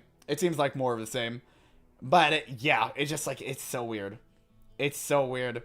Yeah, it's more like, help me, mommy, someone called me a weird nickname online. It's just like, nobody cares. Honestly, nobody cares. It's just such a weird issue. I can't believe I watched like a 13-minute video of an adult complaining about being called names in video games. Brother, if I was like that, I wouldn't have survived a day out there. I'm being called by the day racial slurs, all that stuff. People, yeah, clowning at the way that I look, my voice, my non-existent hair. It is what it is. You just gotta roll with it, man. It's hilarious. I just make it funny. I just pin some of these comments from time to time because it's just hilarious. It's just laughable. I really don't understand how people can be this soft on the internet, especially playing World of Warcraft. It just seems all like a one big self-report in my opinion. Really, the thing that kind of made me tilt is the fact that he does openly call for them to be banned. He calls for their ostracization of them from the game and trying to turn them into a pariah and himself as a victim.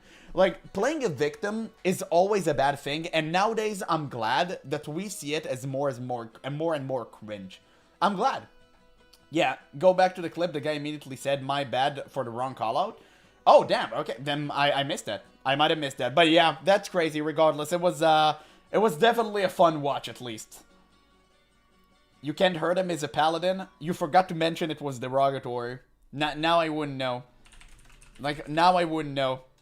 So let's see. Let's see. What do we have here? Oh shit, guys. We have the new man, why his name is like G-Bay? I'm always making a mistake and like calling it other way that would probably get me banned. We have another video. This is a good one. We can end on a high note. Yeah, he looks like someone that would play Gnome in World of Warcraft and Azura and Guild Wars 2. Now we're cooking. Yeah, this guy's bonkers. Love him. This is literally the best World of Warcraft content creator, and he's not even playing the game. I think I missed a message. Let's see. Oh yeah, sometimes you're the farmer, sometimes you're the crop. Heard a monk with perfect hair say that. Based, Organtal. Based. Absolutely. Finally, a palate cleanser. Yeah, that's a strong video to end up on. Bro, but you gotta admit, like, it was a funny video. I love to find... Listen. I fucking love to find these videos because I get first pickings. It barely has any views. It has all of the things that constitutes a great fucking reaction. And you guys were so active in the chat too because I guess you enjoyed the video as well. Right? It's like, it's funny. It is what it is. It is what it is. But yeah, we get to detox here. Damn, this video was released at 5 hours ago. Shit, time went by, huh? Interesting. So it's just like really, really funny. It reminds me of Are These the Graphics guy? I remember finding his video and I was like, damn, I'm about to cook hard with this one. Like, that's crazy. He still haven't returned to making videos, unfortunately. So I just, there were two people like him. There were this guy and the Ashes of Creation guy. Both of them quit. They stopped making videos entirely. So I just find it hilarious. But I don't understand, like, the thing that I didn't understand is how he said it was his job. Because clearly he's not making any money. Like, you don't make money off of YouTube by having, like, 2K subs. Unless he has some oiler that, like, funds him. It doesn't make sense to me. So, him speaking about reputation and all of that, it was just kind of a weird move. I didn't really get that part. What was his name? Narc? No, Narc was the good guy. Narc was the one who was right. And there was, like, a delusional person called the Copium Clinic that clowned on him and vanished from the face of the internet. The Copium Clinic. This bozo. He deleted all of his videos as well, by the way. He deleted every single one of his videos, and his channel immensely dropped views. He used to have a lot more viewers. He just quit. And good. It's a good move that he quit. Because it was an absolute joke for clowning on Nork the way that he had. I think everybody could use an oiler financially. Yes. Dude, I had an oiler for like 3 streams, and he moved away. Yeah, he deleted all of his old videos and made the Ashes post-mortem video. Yeah, exactly. Because he was too embarrassed. Like, yeah, it is what it is. That's how they operate. There was a second guy. I'm not sure I want to feature him, but he escaped as well. And he even commented on my video. So I kind of don't want to say his name, but it's funny. I made a video covering him. It was a good one. It was a really good one. Yeah. Ew? What do you mean, ew, gay babe? What the fuck do you mean? This guy's the fucking goat, Miss Deer. What, are you an idiot? This guy's a legend. He makes the best content out there for World of Warcraft. Shame on you. Remove that comment. But, yeah, Ashes of Creation. Wait, have we even gotten new news about Ashes? I don't think we have. I think the game is just, like, fucking cooked. We don't even make content about it anymore. It's just like everyone's waiting for the trial and nothing really happens. Yeah, I remember he's from League Day and he's pretty cringe back then. He's pretty cool now. I like him. I like him a lot. Yeah, it just called Ashes now. True. It's Asses of Cremation. That's how the people call it. Anyway, guys, it's time to detox from that weird, cringe, contrived WoW video we just watched with a banger from G-Bay. And thankfully, it was released just a couple of hours ago, so finally, I'm watching his video on time. I want to tell you a story about my favorite video game advertisement of all time. We're in Irvine, California, many years ago at Blizzard. Yeah, like, I just want you guys to understand. I think this is a little bit too loud. Oh, no, it was fine. It was fine. Sorry, my bad. I just want you guys to understand something. Fuck, sorry. I just want you guys to understand that this guy is not even a World of Warcraft content creator, and he's still the best WoW content creator out there.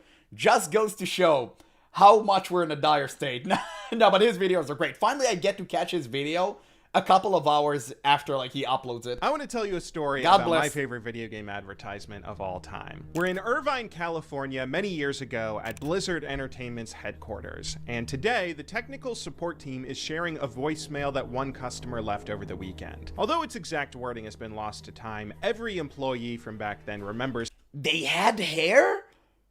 Whoa! Okay, that's crazy. Dude, this is Ed Edhelm, I think that's his name, and this is Mike Morheim. Jesus, that's crazy. Where's Pirate Software Dad? Oh, that's him! That's him, right? That's Pirate Software Father, if I'm not mistaken. I might be wrong about that, but I think that is him. He's actually goated.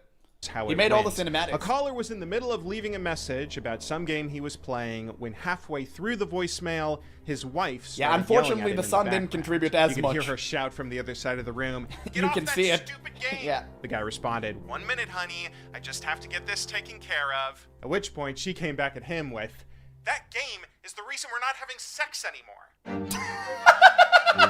When I first read this story and Based. I bet he's a horde gamer. I like that guy. He's a real one. He had to sacrifice to gain power.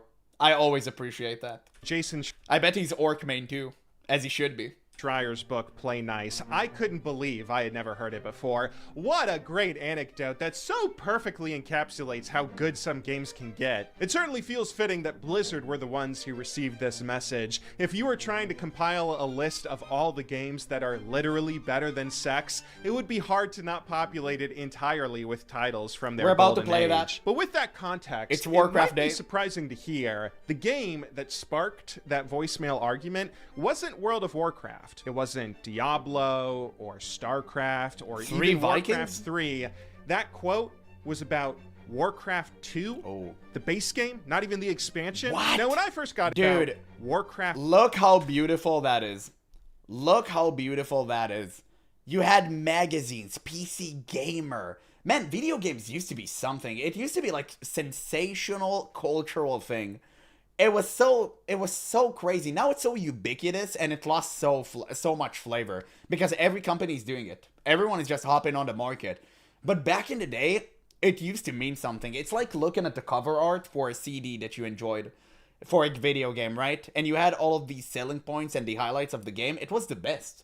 It was truly an experience. Unfortunately, I barely got to experience that because I was born in 98, right? So even though I'm old and bald and I'm just wearing a wig, I never got to experience this.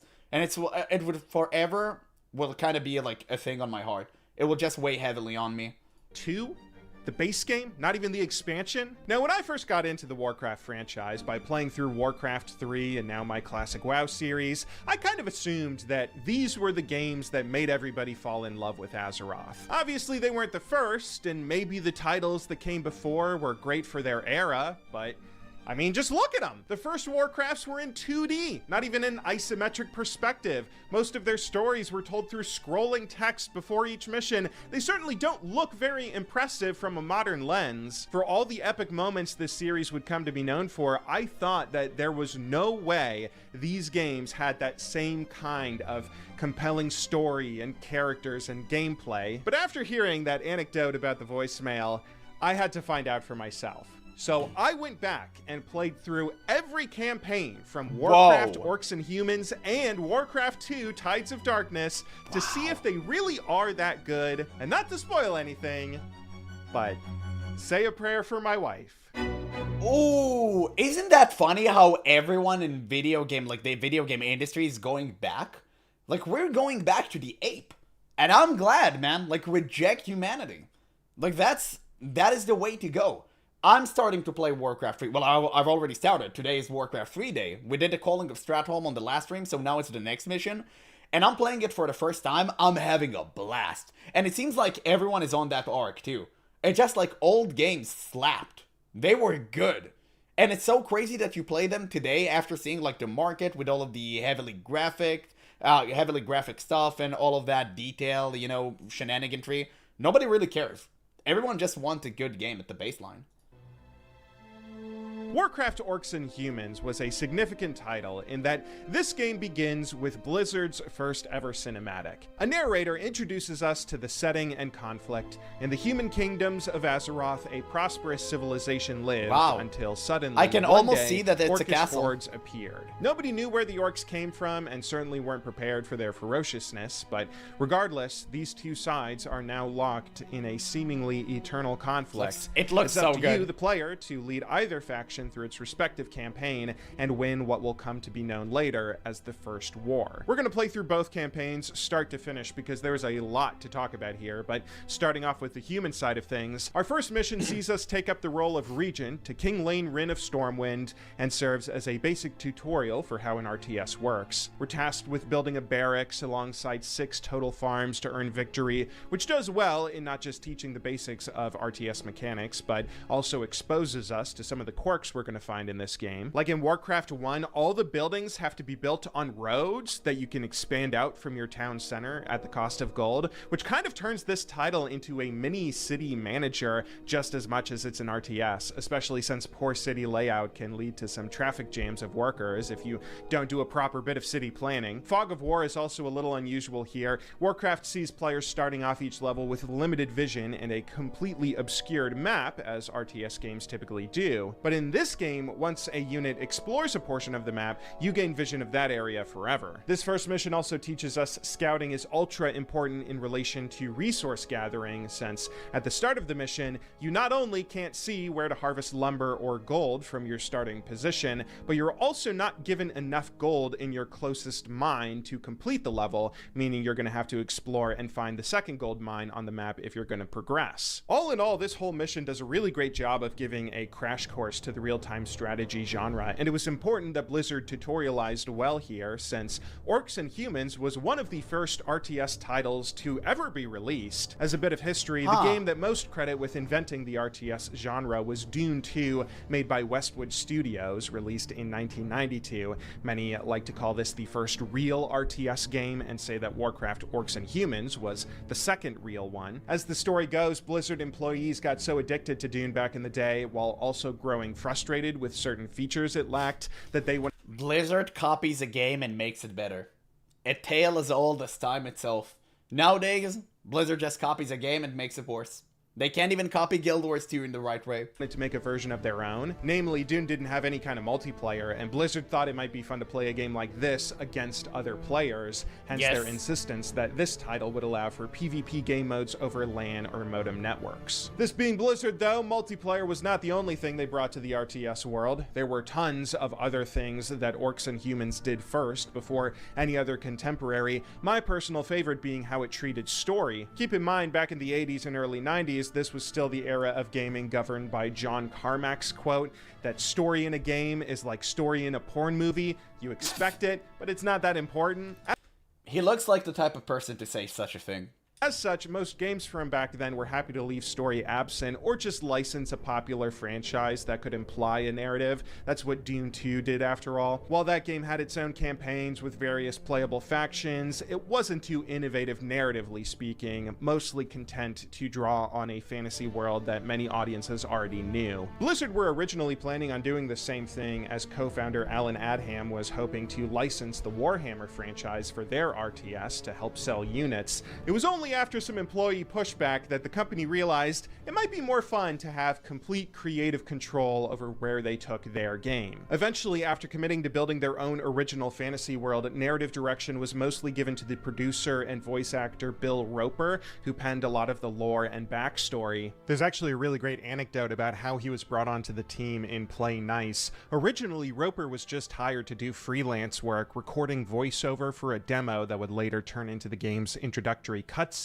He wasn't given a script for this and had to improvise nearly all the lines. Bill still enjoyed his experience with Blizzard so much, though, he wanted to be hired full-time, going so far as to promise their co-founders that he would wash Alan's car and give Mike Morhaime a rare Magic the Gathering card if they gave him...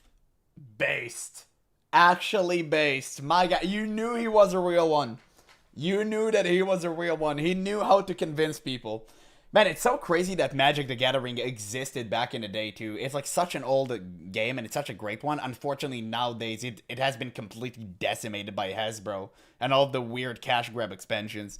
My God. A job, which turned out to be unnecessary, as his work already impressed both of them so much, he was hired to write the rest of the Warcraft narrative. So he was good This enough. narrative was then revealed to the player either through Bill's own voice in the introductory cinematic, or it was told through text in the pre-mission briefs and the manual that came with the game. This manual is particularly great since you get to see Bill's words carving out the very first pieces of lore and backstory for this franchise, right alongside artwork by the recently hired comic book fiend Chris Metzen. Anyway, getting back to gameplay, after completing our first mission, the next few teach us a bit more about the basics of how combat in an RTS works. We're slowly given new units to unlock, new buildings to construct, and eventually take down an enemy base, exposing us to the Horde and their war chief Blackhand, leader of the Blackrock clan. Mission 4, though, is when the game really starts to kick into gear. One of the heroes of Stormwind we were introduced to through the manual, Sir Anduin Lothar, has been sent not long ago into the Dead Mines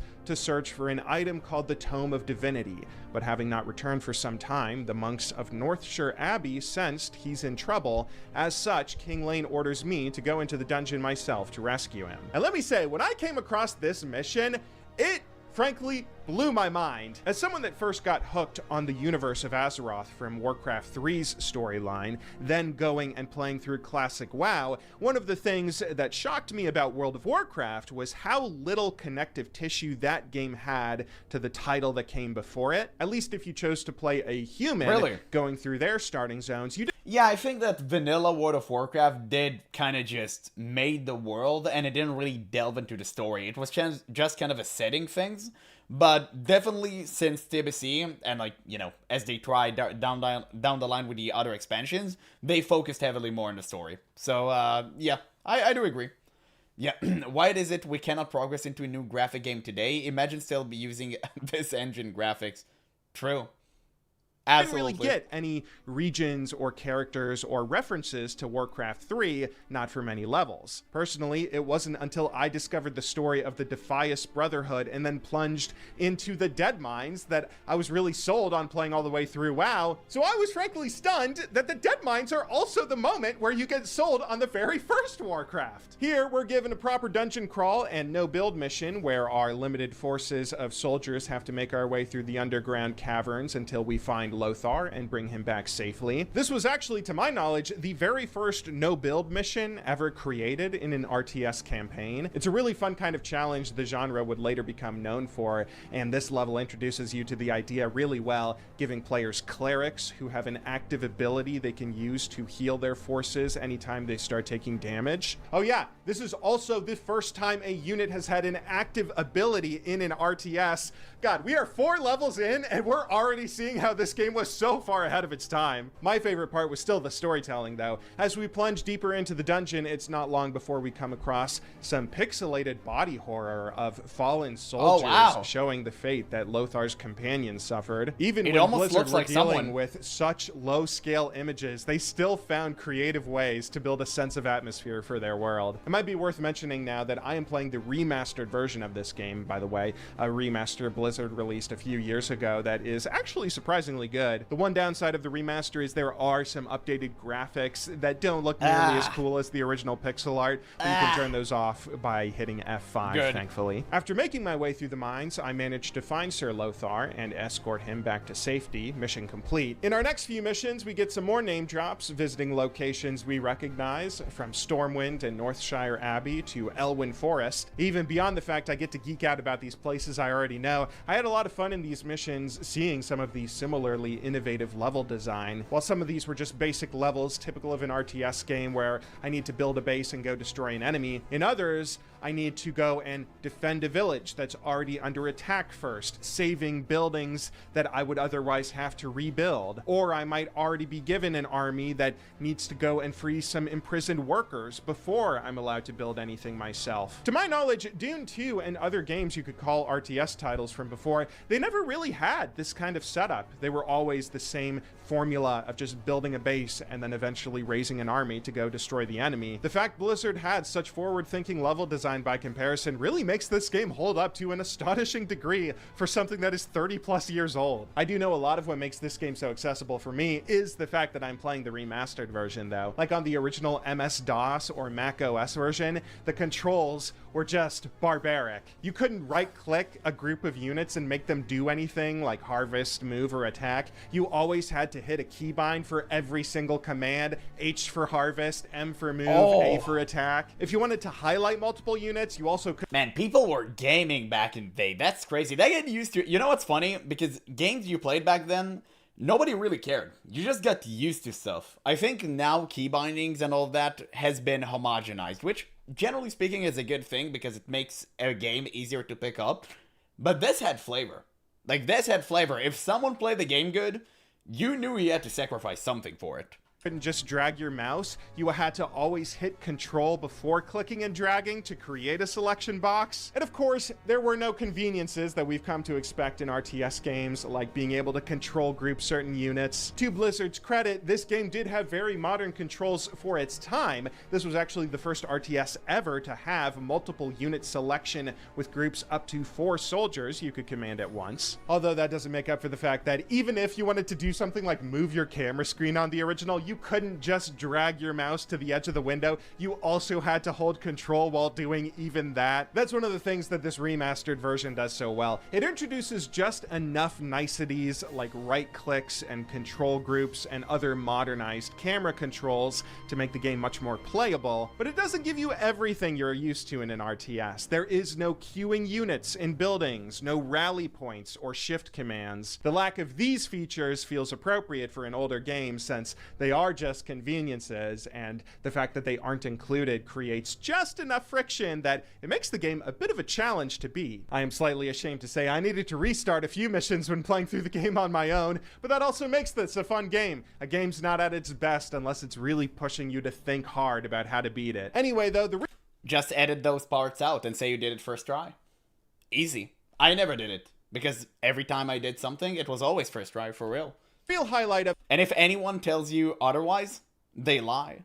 this title was still the story, and Mission 8 is when the story kicks into high gear. It's now, we're told, the evil warlock Medivh has begun draining the soul of the land to increase his dark powers. As such, we need to take a party of soldiers into the Tower of Karazhan to go slay him and his minions. Although this Medivh character comes seemingly out of nowhere if you've only been paying attention to the game's manual explains the Don't worry, it's kind of like his thing. He just vague posts and leave. Story a bit more, giving a year-by-year backstory on his origins and lore. There we learn in the year 559 he was born to a mysterious traveler woman who disappeared shortly after his birth. As such, he was taken into the court of King Rin III as a ward of the kingdom. Then, one night, it was revealed the poor child had some kind of curse, which caused him to inadvertently kill his own father in an explosion of magic before falling into a deep sleep.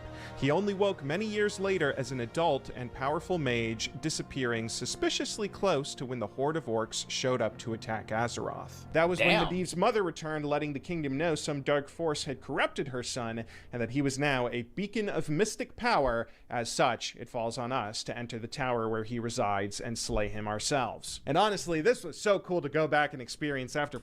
I didn't even know that. That's cool as hell. The fuck? Whoa. Wow. I mean, games used to be really about lore back then, if it's like at the time Blizzard were innovative with that, because you just had like Heroes of Might and Magic, you had all of that stuff. It's so good. It's so good. I wish we had that, like the scrolling tech thing like in Diablo. It's so flavorful. I absolutely love that, but I'm a lore nerd, so maybe just like a me thing.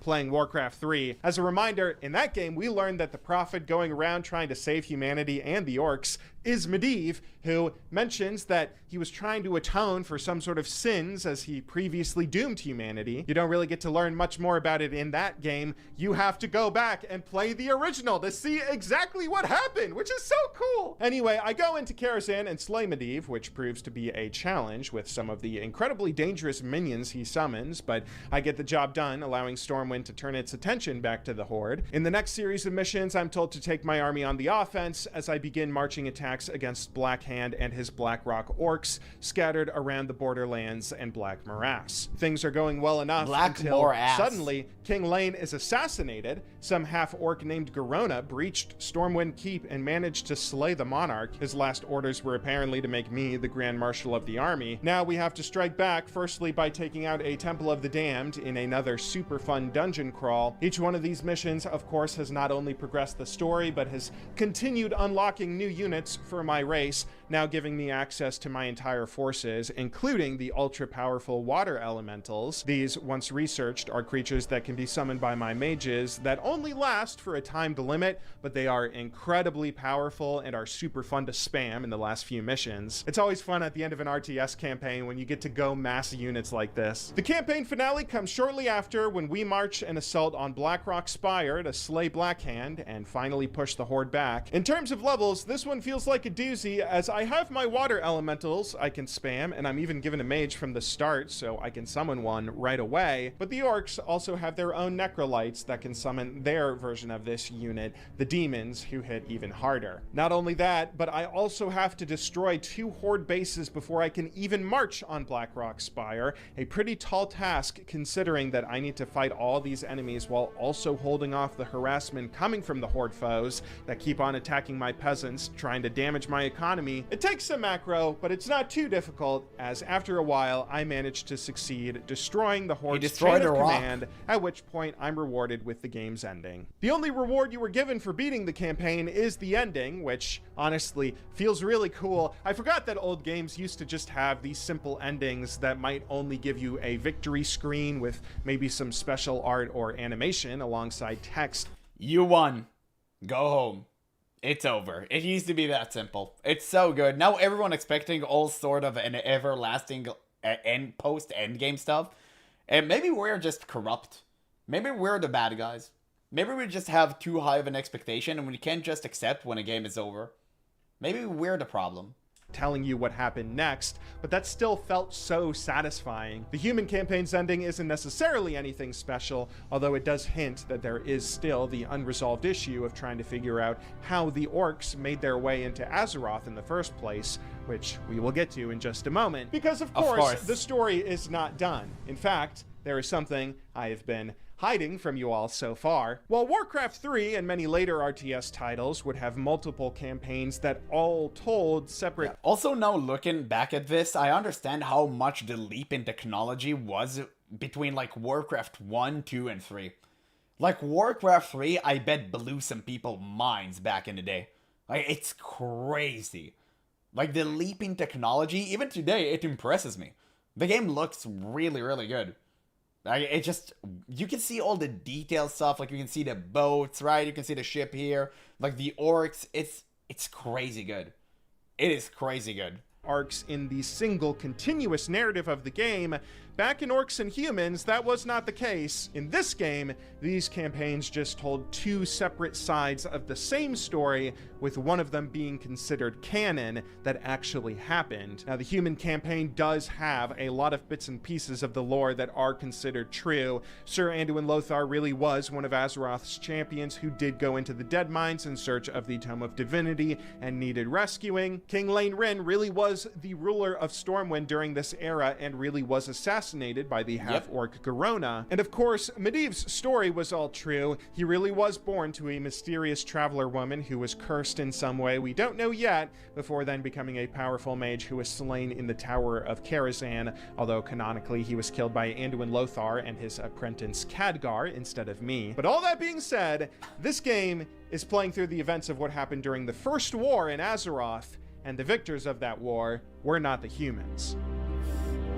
You think a human would win an orc? In the orc campaign, you take on the role of second in command to Blackhand, who again is the current war chief of the Horde. That means you play as Orgrim Doomhammer, who you can tell is an important character since he is who Orgrimmar will be named after many years later. The orcs, coming from their homeworld of Draenor, had been filled with bloodlust, going around conquering and enslaving basically every race on their home planet. Even after many victories, though, they hadn't satisfied their craving for war, which created a risk that the various clans of orcs might begin fighting each other. That was when the Warlock clan, sensing the danger to their race, found a way to open a portal to Azeroth, which, after a series of events, kicked off the Horde's invasion. Now, Blackhand has assigned us to an outpost where we are meant to take a battalion of our own clan's forces and fight the humans. And this campaign is just as fun, if a bit more challenging than the human one. It all starts off very similar, with many missions mirroring their human counterparts.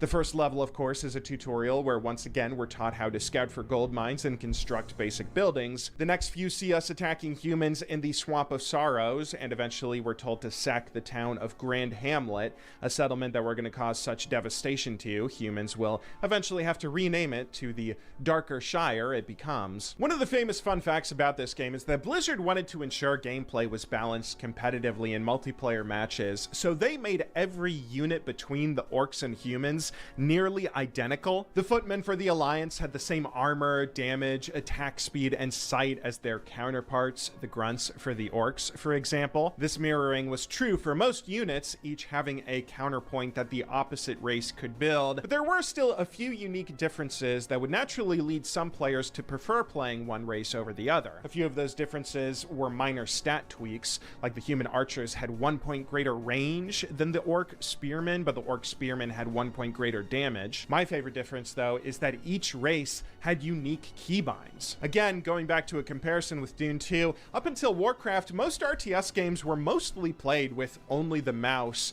Any hotkeys that were available were normally ubiquitous across any playable races or factions. I'm sure Blizzard were originally tempted to do the same thing when creating Warcraft and mirror hotkeys across races, if for nothing else than for the sake of balance, but instead, they chose not to. It was only for the basic soldier units made in the barracks, but Horde players built their 4 main units with U, S, R, and T, while the Alliance players built theirs with F, A, K, and T. This small difference might not seem like much, but play this game long enough and you will start to build a little bit of muscle memory. If you're someone that naturally keeps their hand around the ASDW keys, you're going to have a lot easier time playing the Alliance if you want to rush footmen, since you are going to be spamming the F key when building units in your barracks, compared to the Horde, who have to jump all the way over to the U key for their grunts. However, if you would rather go mass knights, that's going to be a lot more difficult for the Alliance, who have to go all the way over to hit K instead of hitting R for the orcs to build their wolf riders. I'm not sure you could say one is superior to the other. Yeah, I really wonder what the logic behind that one was.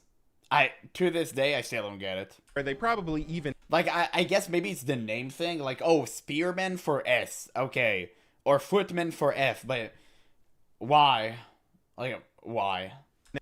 Out, but the simple fact that there are unequal moments like this between the two races will naturally leave some players drifting toward playing one or the other, and the more they keep playing the race, the more that's going to get ingrained in their muscle memory, which is so cool. Even from the very first Warcraft, there were little ways Blizzard found to make players identify a preference with either playing Horde or Alliance. Getting back to the campaign though, Mission 4 is when we get to see some divergence in the story, which further characterizes the difference between races. While the human version of this mission saw us plunge into the Dead Mines to save Anduin Lothar, in the Orc version, we learn that Blackhand's daughter, Griselda, has run off with a band of ogre outlaws, and we are sent into the Dead Mines to slay her at the War Chief's request. Not only does this show us how brutal the Horde is firsthand, but we also get to see their ruthlessness in the actual gameplay. If you remember, we had human clerics to heal our soldiers in the human version of this mission, but one of the other differences between races are the spells that the mages cast. For the orcs, we have necrolytes who cannot heal,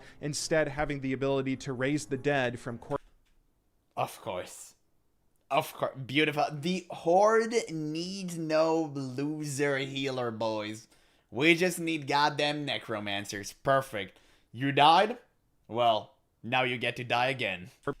corpses nearby, making it a bit trickier to get through this dungeon as each one of our allies falls. I managed to complete it though, which rewards me with the next mission, where I am sent to establish an outpost in the Red Ridge Mountains. Blackhand is the leader of the Black Rock Orcs, which means I am the reason there are Black Rock Orcs out in the Red Ridge Mountains. Ah, how cool is that? Mission 6 gives us a bit more unique level design with another throwback to WoW. Here we get to attack and raise the town of Sunnyglade, but rather than destroy all of it, we're told we have to keep a tower intact so the orcs can study the research the humans had been doing into magic there. Firstly, this is a great bit of game design, having to raise a whole town while keeping one building alive, and it's also a little bit of a challenge considering how damage works in this game. I haven't mentioned it yet, but some of the difficulty that comes in playing these missions comes from how tough the units can be to control. Units aren't quite as responsive as they'll be in later. Yeah, I love this guy energy.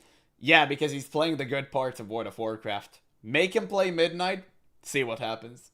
See what happens. Yeah, also Gene Vox, I forgot your message. Yeah, our greatest mistake was calling it Warcraft. Someone who should be unemployed 2026. Listen, Chris Metzen didn't say that. He didn't. I don't believe Holly Longdale. I don't believe her one bit. If you show me proof he said that, I would subscribe to Retail WoW for life. RTS titles, and one of the most powerful units in this game, Ain't no the way that catapult, happened. does not have regular locked-on attacks. Instead, it fires an AoE projectile that will land wherever a unit was when fired. And since it hits AoE, this can either wipe out your whole army if you leave them clamped up exposed to an enemy catapult, or you can even damage your own units from afar if your AoE is not very careful. I managed to besiege the town though and destroy Sunnyglade apart from its tower, and that is when I noticed something really cool. If you take a look at the map layout in this mission and compare it to classic WoW's world map, you can see that the tower we have to leave standing eventually becomes the Tower of Azora in Elwyn Forest. That is such a cool throwback. Oh. Again, I can't help but geek out every time I see something like this. I'm sorry. Of course, the story doesn't end there. In our very next mission, we're told that Blackhand has overextended his forces, allowing Yeah, what? Can you imagine they won't announce Classic Plus, but only Wrath of the Lich King? Can WoW be saved if that happens? No. They have to announce Classic Plus. Especially after taking every single private server, just going on an absolute manhunt. Yeah, they need to announce it. us, Orgrim And it needs to be good. Doomhammer, to march our orcs, overthrowing his Surely that leadership would and happen. becoming the war chief of the Horde ourselves, which I happily do. By now I'm getting used to the catapults, beginning to understand their power, and it feels really fun to complete our coup in the middle of the First War. The next mission keeps the pace of things going, as Garona has been captured by the humans and is being held in Northshire Abbey, likely just before assassinating King Lane, so we have to go in and save her. This is another great mission that's even more of a challenge from the last dungeon crawl, since again, we have no healers. What we do have instead are necrolytes, as well as a few low health peons who are prisoners that we can set free, with the implication being clear. We are meant to slay our own allies so we can raise them as undead, making the trek through this dungeon easier. Something I actually have to do because Good. this level is so challenging I failed it the first time. In the next few missions, we lead our Make forces use to of them victory in peons. the First War, Perfect. raising a variety of more human villages. Some of these are more name drops, like when we're sent to destroy Goldshire and Moonbrook, 2 more places you obviously get to see in classic WoW. Actually, on that note, can I say, look how accurate the world map is here compared to the Azeroth we see in World of Warcraft. Another huge shout out to Bill Roper and Chris Metzen for crafting a world in this game that is quality enough it could last with minimal changes for literal decades. After all that work though, we enter the campaign's finale. Now it's time for us to march the Horde on Stormwind Keep and sack the human capital. By now I've unlocked my version of the water elemental, the demons, who again are slightly different in that they have a melee attack rather than ranged, but hit much harder by comparison. Even so, this mission is pretty tough. Now I not only need to destroy Damn, you 3 actually alliance summoned bases, demons. That's but I very also good. have to do so while fending off attacks from raiding parties that include invisible units that can pop up out of nowhere and kill my peons. I didn't even realize invisibility was a spell the human mages could get. I keep on amassing an army and taking down enemy structures, even though I constantly find myself crippled from the harass coming from those cowardly alliance. But after a while, I managed to destroy They always do that. They always do their pesky tricks. The Horde, definitely not the orcs, and most definitely not the orcs. They would never engage in such trickery. They would just kill you outright. That's why I'm an orc main. That's why it's Horde forever, guys. You see, it's right in front of you. the human base and march on Stormwind Keep, successfully destroying the city, We'll never kickstarting do all the dishonorable trouble kills. that the Stonemasons Never. Guild and Defias Brotherhood are about to have to go through. In our victory screen, we can see how things played out in the end. The Horde have claimed victory, scattering the Alliance survivors up north, as Doomhammer is now cemented as War Chief, and the Orcish Shadow Council hints that there are lands across the Great Sea we should explore further. The Warlocks also wish to experiment a bit more with the Dark Portals so we can potentially subjugate other worlds, although that is a story for another time. But all in all, holy hell, this game is good. I honestly just wanted to play through this game in this video before doing anything else, so I could say that I had a complete picture of the lore in the Warcraft franchise. But I did not expect that the gameplay was gonna be so fun and the lore was gonna run so deep. Warcraft 1 really showed that all the great things this series would come to be known for were present from the very start, which is insane to see firsthand. But of course, this is not the game that's better than sex. Okay, Warcraft 2 Just is 1 year interesting. after Orcs and Humans released, Blizzard managed to build and release the game's sequel, Warcraft 2: Tides of Darkness. And if any game was a single catalyst to Blizzard's eventual world dominance, it was this one. Warcraft 2 was a milestone not just in dwarfing its predecessor in sales figures, but it also had so many more innovations it brought to the quickly exploding RTS genre. This was the first game that allowed players to use a right click to command units rather than those keybinds. Yeah, Warcraft 2 was amazing. I never played that, unfortunately. It's just, it's so interesting to see. Like, this game existed in 98. That's the year I was born. Wow. That's insane. This was a game that included sea and aerial combat alongside the basic land battles everyone had come to love. How innovative that was. This was the game that cemented the tone for the Warcraft franchise. Of course, Warcraft over the years would come to be known for its incredible ability to thread some very dark and metal storylines alongside more lighthearted jokes, which paired as these beautiful opposites. What is that? The first game had a few jokes. What like the if hell players was that? clicked repeatedly on a single unit, that unit would start to get annoyed. What? What do you Oh, want? it started from Why there. do you keep touching me? Warcraft 2, though, took this tone and ran with it. In this game, not only were there all sorts of Easter eggs to be found and other sneaky jokes that players might stumble across, but Blizzard went so far as to create specialized versions of stuff like voice lines. Yeah, you should check all the games that came out in 98, crazy year for gaming. Like, when I become popular enough and I can afford to do this as a job, I'll do like a nostalgia run where I play old games I've never played before. I think that would be like a really fun thing to do. For the review copies they sent out to gaming publications. I love your publication. Remember, a good review for Warcraft 2. You're the best writer in all the land. Have we kissed your butt enough yet?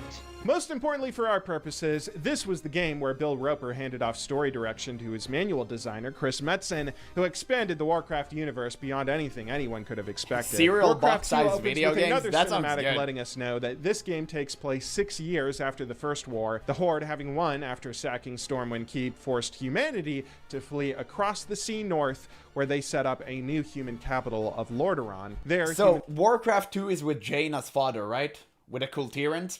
Am I wrong about that? formed a proper alliance with the dwarves and high elves Admiral of the region Proudmoore. that helped them expand their arsenal for defense. Meanwhile, Orgrim Doomhammer is preparing to lead the Horde to chase down the human survivors, eager to wipe out their new capital out of fear that if he doesn't, humanity will exact revenge. All of this kicks off what will come to be known as the Second War, where we will see a variety of beloved characters featured in this game. Sir Anduin Lothar from the first has been promoted to Lord Regent and leads the Alliance forces, whereas the Horde is still primarily led by Orgrim, but also the leader of the Warlock clan, Gul'dan. Once again, we can dive into the manual to find a bit more detail, namely that Gul'dan was the one who worked with Medivh to open the Dark Portal in the first place, bringing the Horde of Orcs to Azeroth, as the two were apparently scheming to try and find some strange tomb of Sargeras, only stopped short when Medivh was slain. Maybe most impressively to me, though, this game has another world map included that is shockingly accurate to what we see the Eastern Kingdoms look like in Warcraft 3 and Classic WoW. Oh, it's so good. But before I get sucked into geek... It's almost like Blizzard used to care.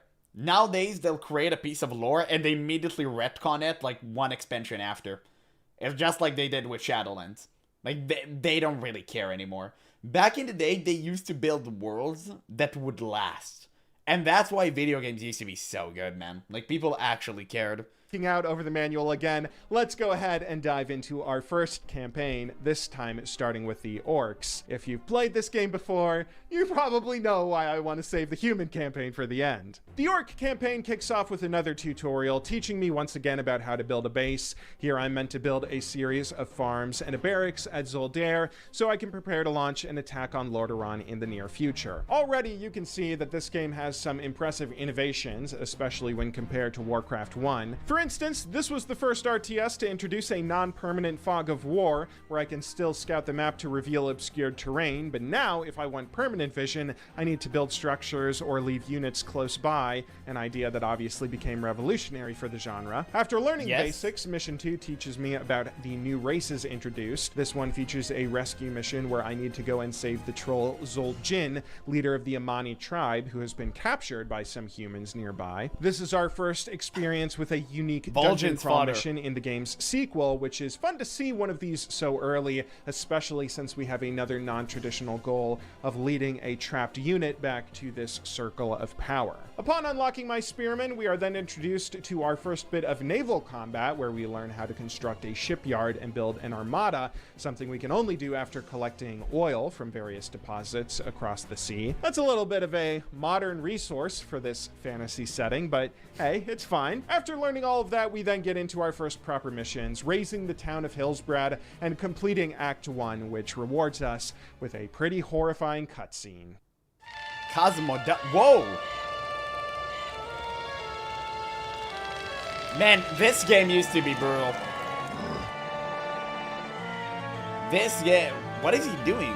Feet inspection? What is bro on about? Well, this game used to be the Warcraft barbaric, universe actually. is so metal. I say that in every one of my videos now, but I can't get over it. Don't tell him. Don't tell him. Don't ruin this. He doesn't need to become like us. He's good the way that he is now. Just let him forever encapsulate himself inside of the good Warcraft universe. Don't let him reach the other part.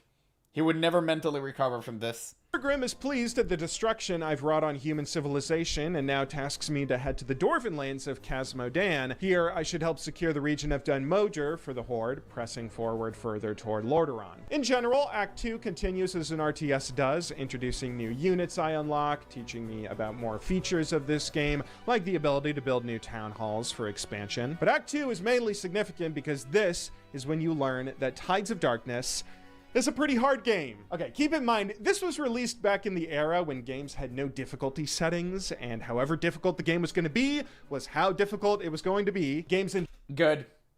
Good. I hate the yellow paint on staircases gaming industry. I don't need a tip to climb a ladder. Let me figure it out on my own, and if I can't, that's a great natural filter for your game. Yeah, based. That's what we need to do today, and we need more of this.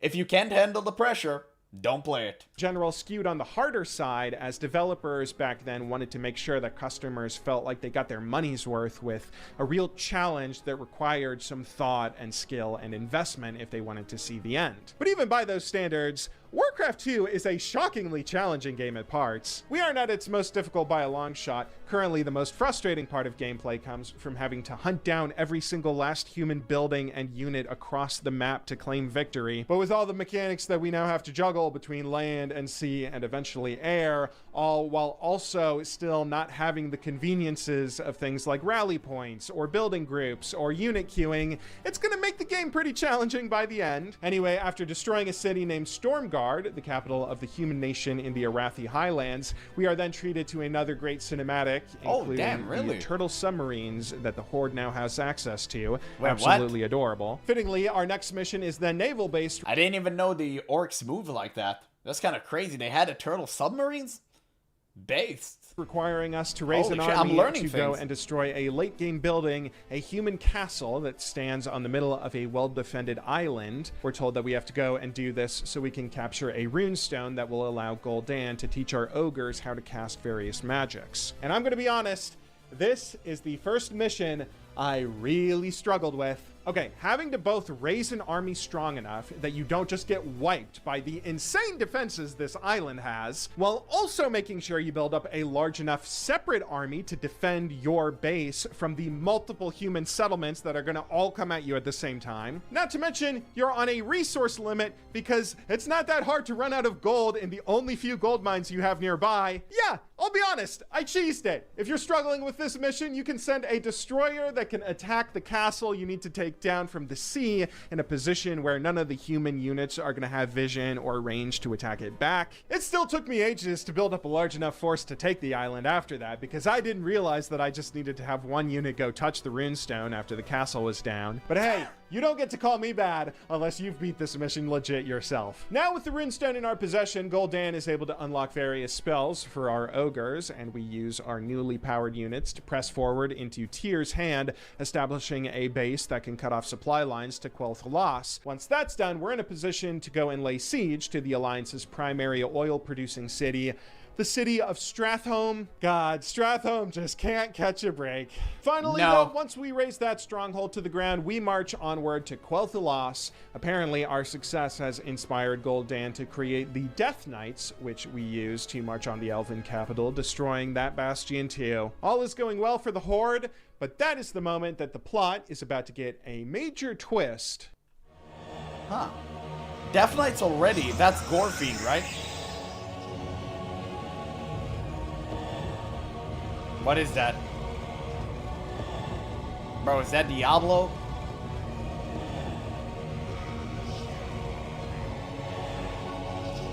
What in God's name is going on? That's actually spooky.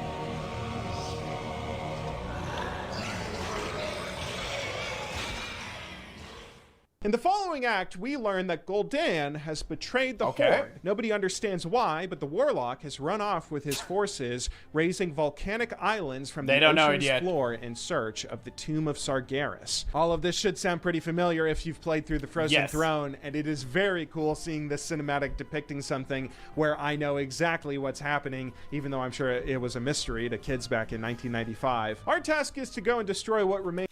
Kids? Okay, you think the people who played this game were kids? Nah, dude. At the time, balding men. Some things never change. Of Gul'dan's forces, the Orc Stormweaver clan and the Twilight's Hammer Ogres. I personally love this level. This kind of setting and narrative device is the perfect thing for a game centered around introducing naval combat. I get to be sailing around this archipelago of islands that Gul'dan raised, wiping out his forces, although his fate is obviously left a mystery until the next game. With the subversive armies taken care of, it's Yeah, now he just time to died. lead the Horde to attack Lordaeron. Before we do that, we first need to take out Dalaran to cripple the Alliance defenses, another city that can't catch a break. They put up a hell of a fight. These later missions are when the difficulty in Warcraft 2 really starts to ramp up, especially since both sides have now unlocked catapults, where once again, AoE damage from these can wipe out your forces, either from an enemy's catapult or your own friendly fire. AoE becomes even more of a threat when you unlock the final units, Dragons for the Horde and Griffin Riders for the Alliance. These units are insanely strong and deal massive AoE in a line of attack, but once again, they can hurt your own units if you don't micro carefully. And microing is actually surprisingly hard in this game, because the way it works here is that if a unit does an attack, that unit cannot perform any other action until it would be ready to attack again. This is in contrast to modern RTS games where players can move units around between attacks, but here, if you aren't able to attack again, you aren't able to move either, so heavy hitters Oh, it that sounds require so a long clunky. recovery period can be sitting ducks. It feels really frustrating at first, but the more you play this game, the more you get used to it, and even start to find it really fun, if for no other reason than the challenge. By the final mission, when I am laying siege to Yeah, Lordaeron, Horde used I'm green mostly dragons. mass building Yeah. dragons, although still on the edge of my seat trying to micro They've them collected around all correctly. 7 balls. In general, I think the best way I can describe Warcraft 2 is by saying it's that kind of game where you don't realize how tense you are while you're playing it. It's not until you stand up from your computer after you're done that you feel a twinge in your back because your shoulders have been scrunched up the entire time while you were grinding out missions. And That's how you know it's a banger. Exactly like that, the way he described it. Yeah, War 1 and 2 aged pretty poorly. I'm not gonna lie, it looks actually kind of fun. It does, but yeah, mechanically speaking, man, it was kind of horrible. anyway, after however many hours, I finished the Orc campaign, wiping out Lordaeron, which rewards me with another banger cinematic that is once again so brutal.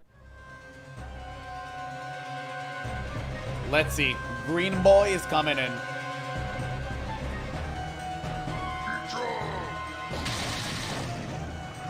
Wow. They used real explosion for that? What was that?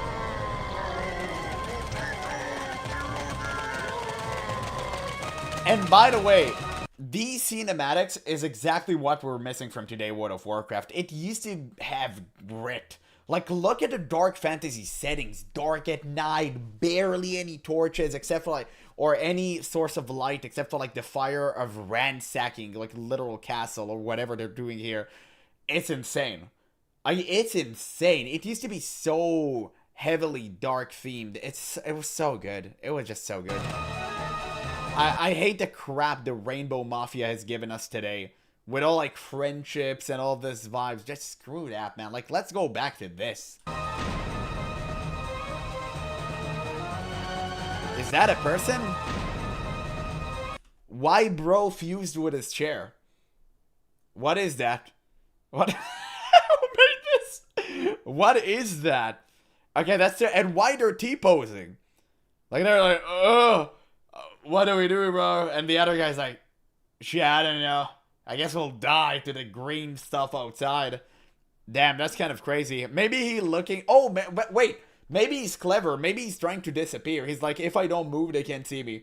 It's like, it's like a chameleon. It's called A pose? Yeah, A pose. Guards. Guards. I think it didn't survive that. Oh my god, look at a dragon in the background. Oh, Gosh, wow. what a horrifying cutscene we get. The orcs in Warcraft sure used to be evil. If nothing else, this... They were never evil. They were just misunderstood. What are you talking about? Like, why are you calling us evil, man? Like, why would you do that? Like, why would you say such a thing? I don't know, man. I'm kind of offended here. This game has certainly taught me that. The narrative in Warcraft 2 is a little bit different compared to its predecessor in that this game doesn't have two alternate timelines for each campaign, with only one being considered canon. What's considered to have actually happened in this sequel does include quite a bit from the Horde playthrough. The Runestone really was captured by Horde forces and used by Gul'dan to train the Ogre Magi. Zul'jin and the Amani Trolls really were rescued by Doomhammer after being captured by the Alliance. Much of the High Elf land is actually destroyed by the Horde. Stormguard really does fall in the Arathi Highlands. The lands surrounding Lordaeron are also destroyed, and the city only stands because Gul'dan really did betray Ogrim, pulling his forces from battle to leave and search for the tomb of Sargeras. But if you want the true canonical ending, you have to beat the human campaign, which might just be the most difficult challenge you ever see in an RTS. Really? The human campaign begins when the King of Lordaeron gives me orders to go off and build some outposts to help fight back against the orcs who've been harassing human settlements in South Shore and Hillsbrad. These early missions once again serve as a variety of tutorials the same way all the other campaigns did, explaining how to build buildings, unlocking new units through rescue missions, and teaching the basics of naval combat. Even though this is pretty much the fourth time I'm going through this RTS tutorializing, I honestly found this campaign's early missions crazy fun anyway, because the king that's sending me on these missions now, it's King Tyrannus. Yeah, that one. The admiral teaching me about naval combat is Admiral Proudmoore. Yeah, that one. The regions I'm doing all this in are South Shore and Hillsbrad, where I'm about to get answers to questions I was literally just asking in the last episode of my Classic WoW series. I really don't think I can overstate how incredible it is that these games hold up so well, from the simple fact that Blizzard chose to tell a continuous story for all these years. Even though this story is still mostly told through scrolling text and game manuals, I found myself so invested in a 2D RTS from 1995. I mean, the best stories are written in books, so like, why not in a 2D scroller? It makes sense. It was like an active book. Like, that's how people, I bet, looked at it back in the day. I never played these type of games, so maybe you guys can tell me better because you're older and bolder, but it's just like reading a book. It's like fantastic. People care about great stories, and it's true to this day. The fact that Blizzard just stopped making them, it's like a problem on its own. But they didn't use it like back in the day. Like back in the day, they actually made some good stuff, and that's why people cared. And that's actually what builds such a great franchise. It's consistency and great story writing. Yeah, imagine writing a good story in a video game. I know. Anyway, after the first few missions where I successfully proved my tactical prowess, repelling the orcs from South Shore and Hillsbrad, in the next act, the High Command sends us off to the front lines where we first fight off the Horde from Dun Modr before pressing further. This is when Lord Anduin Lothar from Orcs and Humans makes his return, as he helps guide us to wiping out various orc encampments in Thandil Valley and the primary base of operations they have in Khazmodan. And once again, some of these missions prove to be a real real challenge. It's really hard to describe this accurately because on the one hand, these levels never really feel like you're on equal footing to the AI opponents, but it also never really feels unfair. In some ways, this game often feels like what an RTS does when it's at its best, giving tactical battles that are enough of a challenge that when you overcome one, it often feels like you did so through your wits and genuine military strategy. This is definitely the kind of game where if you ever got stuck on one of these levels, it would be completely worth it to go out and buy a strategy guide that would give you a build order or a unit composition. You had cheats on books. You had the entire map revealed to you. Oh, that's awesome, dude. Oh, fuck, man. I hate humanity. We've progressed too far, man. We gotta go back. We gotta go back. We gotta go back to this. I would, like, legitimately would have purchased such a thing. I would have purchased it for, like, $100 even. I don't care. Like, give me some manuals with pictures and story of a game that I enjoy. I'll buy that.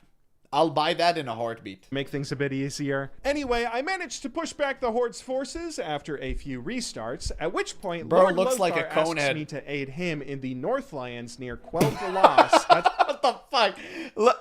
What? How a fireball made it explode this way? Lord Lothar asks me to aid him in the Northlands. It got hit near and then it went like Quel'Thalas. boom. That's because there's been a peasant uprising who I need to put down so we can maintain the region. At first I figured this is just another mirror match mission, but I am then surprised when I find that my foe is draped in the color orange. Hang on.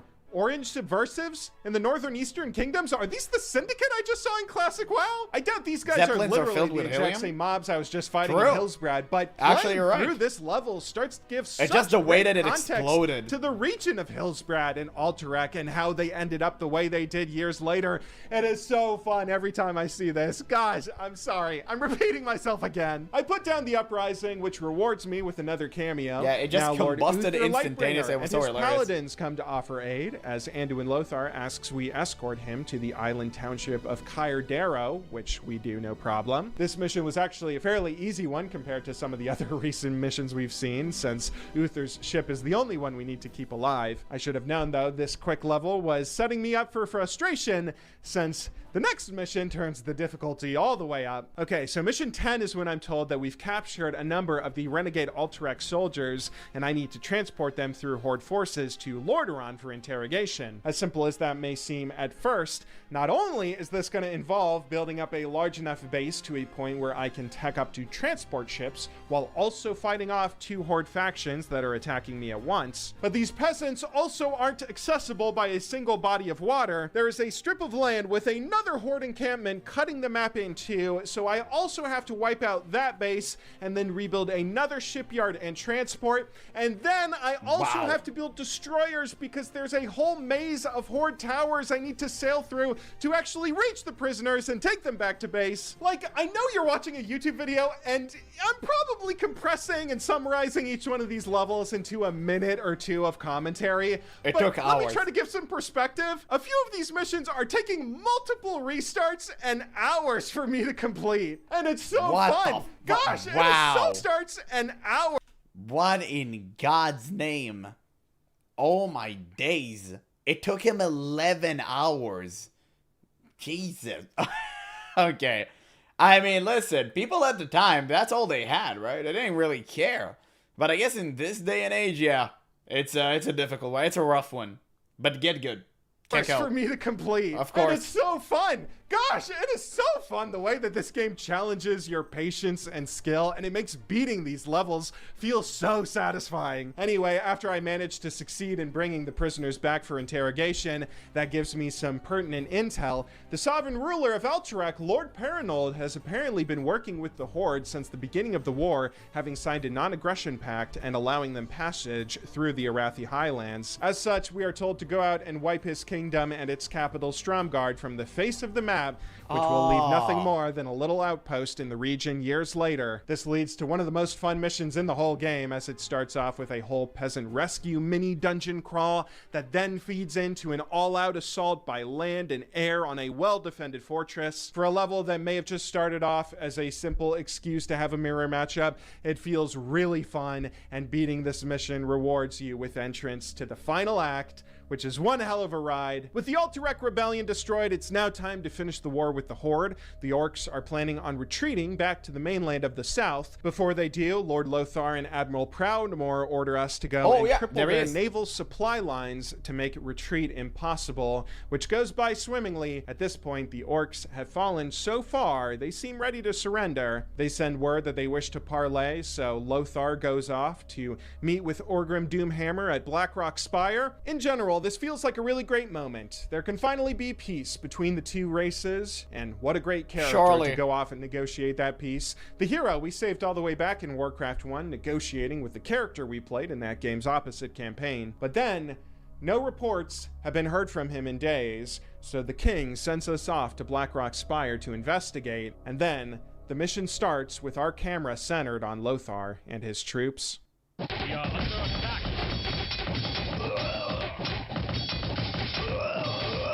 I guess that didn't go well.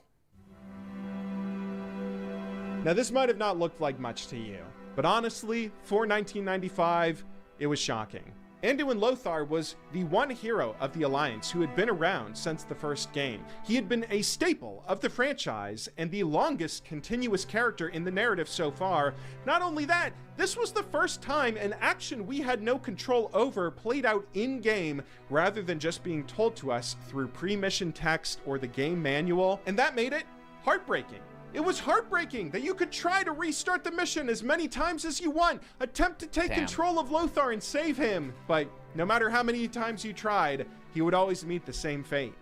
You cannot. In my research for this video, I saw comments from people who played this mission back in the day that said when they saw this happen, they were devastated. Nobody expected this. It genuinely shocked people to a point where gamers on early internet forums would share cheats that you could use in the console command just to have a way to save Lothar. Of course, wanting to avenge him, I moved my army to take down Blackrock Spire and all enemy forces. This was made easier by my newly unlocked mounted griffins, who were still just as slow. Such a cool unit. This and gyrocopters. Dude, I really hope we like get them in Warcraft 3. I know you do get gyrocopters, but do you get the griffin guys? Damn, that's crazy. Yeah, the Alliance literally send the Avenger to the Orc homeworld and blow it up.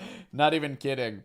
Yeah, Alliance kind of do be like that. And difficult to micro as the dragons were before, but I Dwarves managed to unit are destroy so the sick. enemy's stronghold, which then feeds into the last level of the game, which I was not prepared for.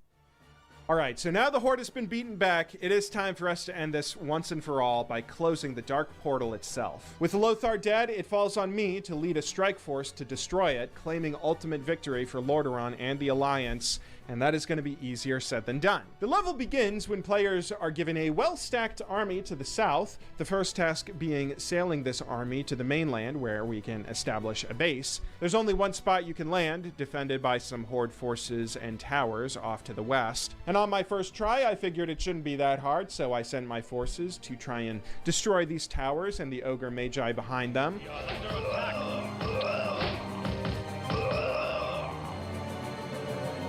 Okay, maybe it's not going to be that easy. I can see now I must need to land my army at the same time as when the boats are hitting the shoreline, so I can defeat this surprisingly large foe. So I do that. But everybody still dies? Okay, maybe I need to micro better. What if I take my ships and use them to pick off some of the enemy towers and catapults before I then land the whole army? As a reminder, the catapults as well as the towers in this game don't attack units with a locked-on attack. They still have their AoE that can be dodged. It's hard to dodge their attacks with my slow-moving destroyer. Oh god, it's really hard. But after a few tries, I finally managed to kill all the towers and ogres here, landing with my peasants to build up an army ready to macro up and take on the Dark Portal, only to have a dragon show up and AoE my whole force down before I can train a single new unit. Alright, maybe this level is going to be a bit harder than I thought. At this point, I am not ashamed to say that I felt a little lost, so I looked up how other players... You see, Miss Deer, that's why I have you. Because I don't want to be looking up guides. You can just tell me how to play and win the game. Like Warcraft 3 on, like I'm playing obviously on like the hardest difficulty. It's like insane. Especially if you're bad at micromanagement, because I haven't really played RTS before.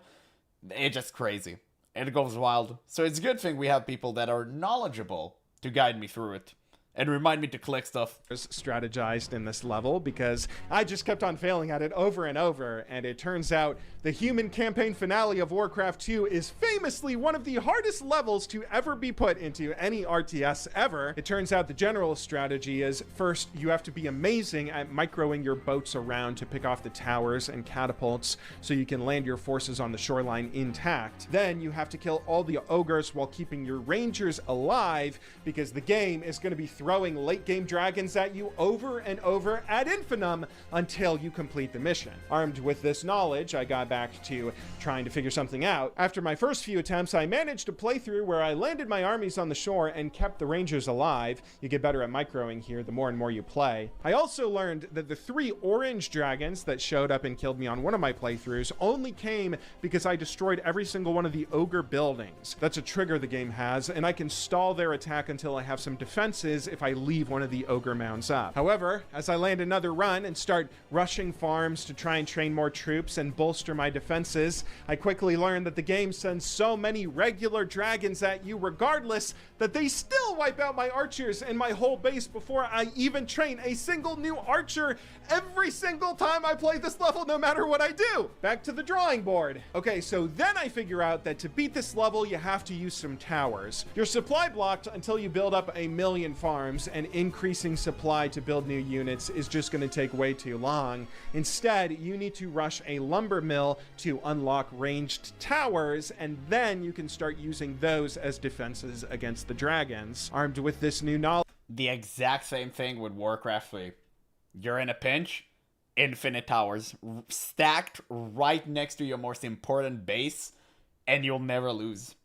Damn. Some things never change. I got a really good run on my next playthrough. I sniped the whole coastline for a clear and easy landing with almost my entire army surviving. I rushed the correct buildings, teching to towers fast enough that they actually propelled most of the dragons back. I got a real proper base built and started working on my economy, successfully expanding to destroy the ogre encampment while fighting back the 3 orange dragons that all came afterward. And I keep this run going. I keep it going for 60 minutes. I'm successfully fighting off the dragons, building up a larger and larger army, and when I think I have a large enough force to expand further, I start moving across the map, and then my army falls, and I can't rebuild it because all of my gold mines have run dry. Not only is this just a really hard level because you have to fight off late game opponents constantly, even from the very early game, but you're also effectively on a timer because you're given a limited amount of gold where if you use it unoptimally, you can't beat the game. But I keep trying. I get really good at sniping the shoreline, keeping my ships alive. I get really good at taking the beach like it is goddamn D-Day. I start to learn exactly how many towers I need and where to build them so I don't waste any gold buying more defenses than necessary. But it is still not enough. The dragons still overwhelm me. Eventually, I figure out a slightly cheesy strategy. I can be mass rushing griffins. Griffin riders, of course, can fly directly to the dark portal and destroy it without having to make my way through the wildly large number of other horde forces that populate the map. So I learn how to defend my little landing zone and mass rush flying units. It takes ages to do. It's so hard. And after so many tries, I finally get a run where I train what I think are enough griffins to win the game. I make a beeline for the dark portal with them, trying to finish the war. And when I get there, I'm met with aerial resistance of flying demons that tear my griffins to shreds. They're so hard to fight back. Oh man, that sounds horrifying. My god, this quest is like, holy, look at how many things bro has to deal with. Jesus, that's crazy. How do you win that? I don't know, maybe just like, he makes it sound impossible. It sounds insanely difficult. Like, that actually sounds tough as hell. Because of the terrible micro that comes from my slow-moving riders who just keep on accidentally attacking each other. Oh god, I fail again and again and again. His I poor am wifey. shocked at how hard this final mission is. And then I try one more time. He's about to cook. Games used to be built different. It was just like a different time. He's getting them. Army alive.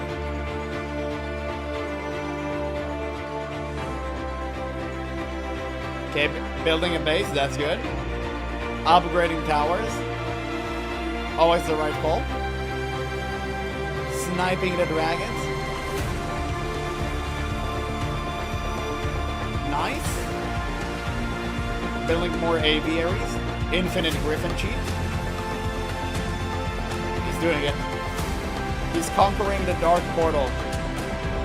He micromanaged straight into a storm, but that's fine, we'll forgive him. There we go. He's making it. Imagine losing this on 1 HP for the dark portal. That is it. That is it. He got it. He got it on. Man, look at how he's moving the cursor. You know he was hella happy getting this over with. My God. You're greeted with cinematic. Oh wow, it actually looks good. Honestly, seeing that cutscene, I felt more accomplished than I have maybe ever before playing any video game. My body was so filled with adrenaline, I literally jumped up from my seat on that victory screen and started shouting as I paced around the room while the ending cutscene played. Oh my God, yes! Oh They make it go boom. yes! Yeah, real war isn't that complicated. True. Yes! Let's go! Woo!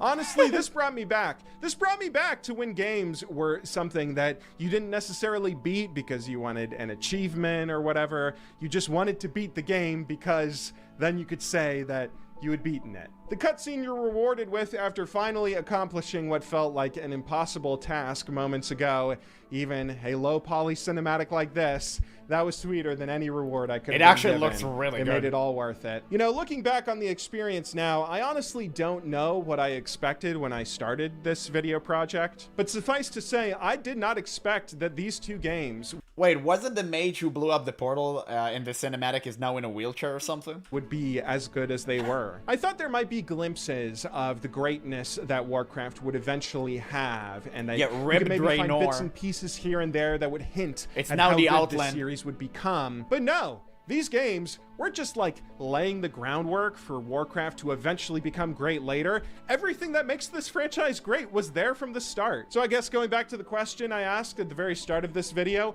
are these games worth it? Should you pick them up yourself and play them even after all these years? No. Do not play them. I stopped having sex with my wife so I could beat this damn game. It's still just as addicting as ever. I haven't even gotten to the expansion for Warcraft 2, Beyond the Dark Portal, which is just more of this, more challenging RTS missions with whole new mechanics like heroes that you get to play, Alaria Windrunner, Khadgar, Grom Hellscream, and more. Apparently, this is even harder than the base game. People have called it the Dark Souls of RTS titles, unironically, not even as a joke. I'm sure I'll play through it later, though, and make a separate video essay about my experiences there. Of course. Maybe as a channel Damn. member exclusive. That's the end of the for video? all of you who've joined What the the membership. fu- Shout out wow. to all the channel members, by the way, for supporting my content. I hope you've had Dude. fun with this video. And shout out to you if you're still listening to my voice now. I seriously course. appreciate you giving me the time of day, whether you are a fan of these classic games, reliving the Wow. glory days, or a new fan who had never seen them before. I hope you enjoyed going on this trip down memory lane with me. Subscribe for more. It's so good. This guy videos, man, like guys, he makes the best WoW content out there. It's crazy good. It's just, my God. He's such a great storyteller too. He can really pass this entire thing. It's like, I didn't even notice like 1 hour had gone by. It was that good. My days. Yeah, Warcraft 2 was tough as nails for me. He made it look extremely difficult. Yeah, I really hate these upscale smooth graphic. The pixelated 90s have so much more aura. I agree. I actually agree. Yeah, Hero and Warcraft 2 are just normal units with stronger stats. I can see that. Yeah, the new graphics are weird. I hate him. Bro, why? Like, he's great. He's a fantastic content creator. I think he's like the best WoW content creator. And he doesn't even play the game. Like, I always look up for his videos, and I never look up for anyone videos. Whenever a video comes out of someone that, like, I know and I like his videos, I'm like, oh, cool. Whenever his videos come out, I'm super pumped. I know it's about to be a banger. I love long format videos. I love, like, this type of storytelling. He's phenomenal. I'm gonna leave you guys a link. Make sure to subscribe and like his videos. Like, he's truly outstanding. But Miss Deer is Hayden. Now, of course, we have to play Warcraft 2. And, 3, sorry. Fuck no, I'm not playing 2. Let's see. Oh, the hell did I click? Why is this open? Well, I had something open that I shouldn't have. Let's see how much time we have. We have 1 hour. Don't play 2? Yeah. I mean, like, listen. It's, it looks to be a little bit too difficult. Okay, damn. We held a pretty proper stream. Now it's time for everyone to leave because, I'm swapping games. But, yeah. There we go. I'm just changing my stream, guys, so, Twitch won't be mad with me. Warcraft 3. So, whoever came for the WoW stuff, great. If you came here for the other parts, awesome. Warcraft. There you go.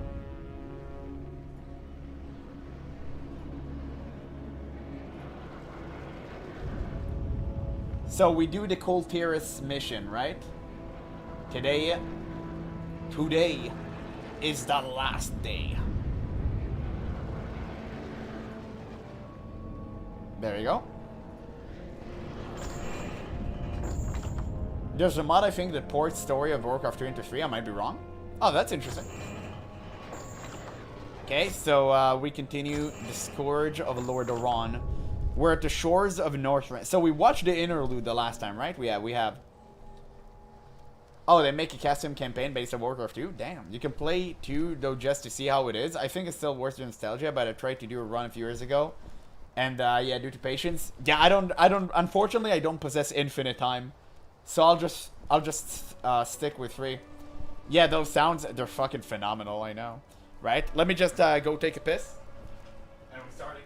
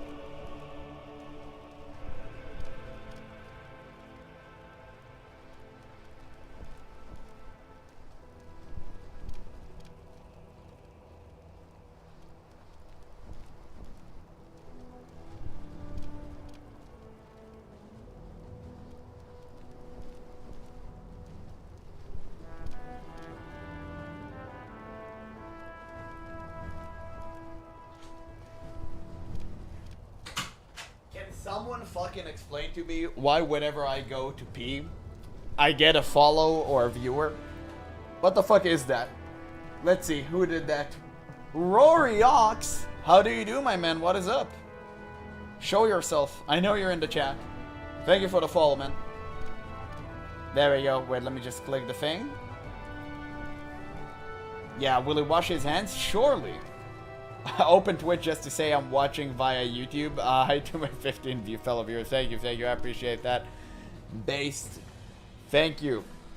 Don't worry, guys. We're growing by the day. Can you imagine? Dude, I'm pretty sure my channel would blow the fuck out if I actually play video games instead of reacting. Unfortunately, WoW is trash. And I don't want to play that game. So I'm kind of waiting. I'm in the Classic Plus waiting room. My most successful stream with like 100 people was when I played Ascension, and that's not allowed apparently. So I had to stop. It's so annoying. Like, can bro just like enjoy video games? I really wish there was a game that I could have played, but I guess I'm kind of screwed until Classic Plus comes out, right? I don't really want to play TBC again. Wait, let me just click stuff. Okay, whatever. There we go. Okay, so we're at the shores of Northrend. Okay, that's good. The shores of Northrend. Let's go. Wow, dude, I love the map. I love you can see the map and all of that. This mission should be easy, I think. I don't know. Someone told me. I think Miss Deer told me that. This is a light-forsaken land, isn't it? You can barely even see the sun. This howling wind cuts to the bone, and you're not even shaking. My lord, are you all I right? wonder why. Captain, are all my forces accounted for? Nearly. There are only a few ships that... Very well. My first priority is to set up a base camp with proper defenses. There's no telling Cool. what's waiting for us out there in the shadows. Man, I love how you can see Arthas descent into madness in real time. It's like good. Okay, let's see the quest. So you have one optional. You have establish a base camp and Mal'Ganis. So I need to locate a gold mine. Arthas needs to survive, of course. And we destroy Mal'Ganis' base. So that is like the main thing. Okay. Seems good enough. Wait, do we have naval combat now? Oh, damn, why did I forget how to play? Play the game, play the game. What do I do? Wait, how do I establish a base? I can't control these workers, so I guess I just start with Arthas and explore. That's how it goes. I need to find a mine somewhere.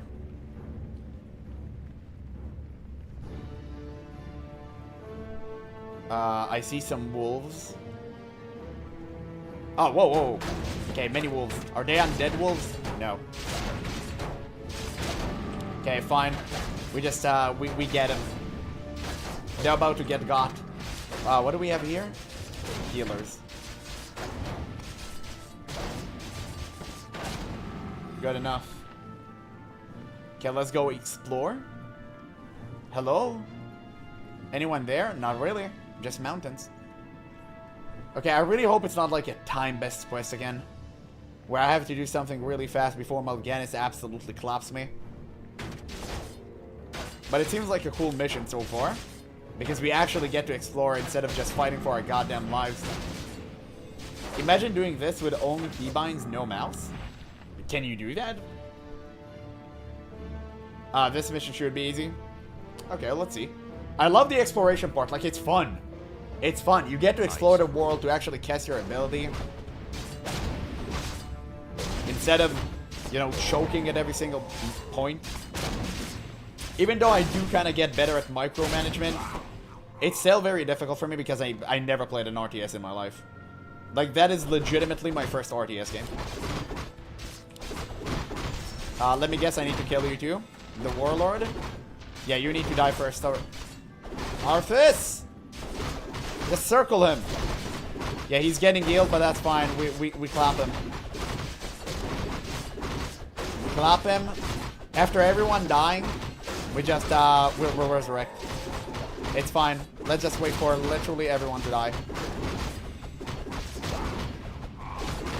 There we go. I think that's fine.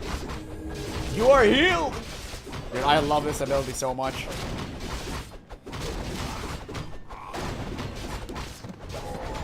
There you go. Get healed, son. The one with a mana bar? Hey, that's too difficult for me. Yeah, never mind. We clapped him. It's fine. It's fine. Man, it's so... I need to zoom in a bit. And we got something. Potion of Greater Healing. Heals 500. It's insane. Okay, let's heal you. So, let's just ransack their huts. Because we're kind of based like that. But I'm assuming we just need to find a mine. So we can search here. Hello? Narubi! Oh, shit! Whoa, whoa, whoa! Okay, no way we can defeat them, right? I think they're too powerful. I think they're too powerful. Can we defeat them, by chance? Unless we're like Kite? I don't think you can? Okay, let's try. I don't think you can surpass Zaryu in the game. Why, is he like good at the game?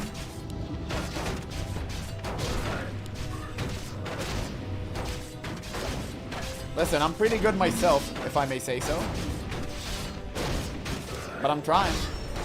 Why are they exploding into like a million other parts? I need to focus the guy with a mana. You need to remind me to focus the dude with a mana.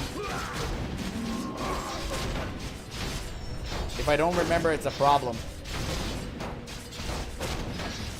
No, he's not. Rip Priest? Yeah, it's fine. I don't need him. I'm the priest. Bro, they're just multiplying like crazy.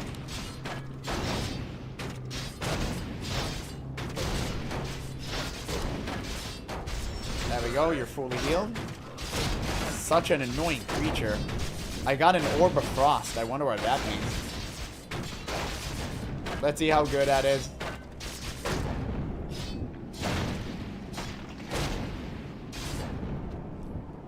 Add 6 bonus cold damage to the attack of a hero when carried. The hero also slow the movement speed and attack rate for 3 seconds. Whoa, that's insane! Oh, that's an insane item. Yeah, I love that you think that I'm so stupid I won't pick the item up. I appreciate that. Okay, let's do a little bit of a quick save. It's one of the better orbs? Really? Oh, we found something. A place we can call home. A gold mine. We'll set up our base there. Thank you, Arthas.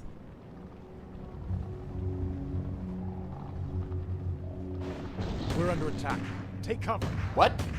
Bloody hell. They're oh, Muradin! Dead? You're all alive. That's him! Muradin? Muradin Bronzebeard, is that you? Damn, boy. I never imagined that you'd be the one to come to our rescue. Rescue? Muradin, I didn't even know you were here. Oh, just the same, lad. I could use your help. My mates and I were attacked and we got separated. I'd appreciate any backup you could give me. Of course I'll help Muradin. Let's move. Nice! Give him your fire orb? I can't. Wait, I have 2 heroes now? Are you kidding me? Take? Oh, that's... Wait, dude, I can't control 1. Now do I have 2? Are you kidding me? Okay. Sure. I guess. Okay, so, let's see. We need to establish a base. And, yeah, rescue Muradin men. Oh, so that is the second part. So, are we gonna be attacked or something constantly? That's the question. Like, do I need to bolster my defenses? And let's make, like, infinite peons, of course. That's how it always starts. F1 and F2. I see. I'll put them on control groups. Use peasants to repair damage to the flying machines. So you have, like, barracks and stuff. Okay, you have all of this. Put these on Arthas. So I won't forget. Oh, and we got gyrocopter unit. Yes, but the unit they send are pretty weak.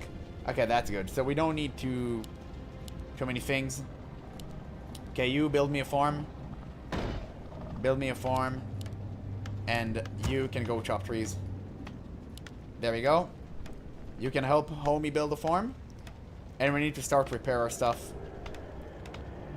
Just make rifle. We'll try. We need blacksmith and stuff. Let's go. So, what do we have? We have mines. We have, like, homies. We have, like, homies over here. Let's put them here. This would be control group 2. I'll put Arthas here. So we can defend. Buy me more farms. There we go. And we can put towers all around this area. That would be great. That would be great. And we're getting the infinite lumber glitch. Infinite lumber glitch. I need 2 peons for the mines. There they are, of course. Forces are under attack. Let's see. Let's see Muradin attacks. I need to read. Throws a magical hammer that stuns an enemy. Slams the ground. Thunderclap. Oh, it's just like the same as World of Warcraft. Okay. Oh wow, you weren't joking. It is extremely weak. Okay, I need to focus the necromancer. Job done. What? Oh, I'm on Muradin mode? Okay, never mind. We'll let him die. It's fine. There we go. Get one-shotted. Man, Muradin is cool as hell. Okay, that's pretty dope. Guess we keep him here. So, if it's not a time-based mission, we're gonna have a fun with this one. We're gonna have a fun time with this one. So, we need to locate our towers over here. There we go. I think that would kind of be enough. Job's done. Just 6 towers. And you can go repair this. Is this like a time-based mission, or we can just like infinite defend ourselves, build an army, and conquer? Make it 7? Okay. Job's done. Yeah, build and chill. Oh, that's good. I love quests such as this. Yeah, we have 6 towers. Okay, I do need a lumber mill, though. I'll build more peons. I feel like I'm missing some stuff.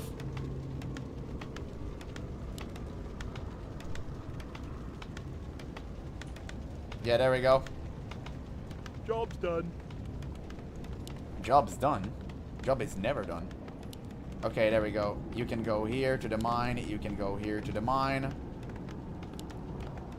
And I'll build, I guess, 1 more peon for good measure. Our forces are under attack. Of course they are. Of course they are. Wait. Lure them. Lure them. There we go. Attack? Why did you stop? Why everyone stop? Why can't I attack them? Wait, they're flying units. Oh, I need riflemen? Dude, what? Wait, that's crazy. I can't do anything. I need riflemen to take care of them. Wait, that's insane. And to use Orifice. Holy shit, wait. That's kind of nuts. I need a blacksmith ASAP. And a blacksmith ASAP. And I need like a lumber mill.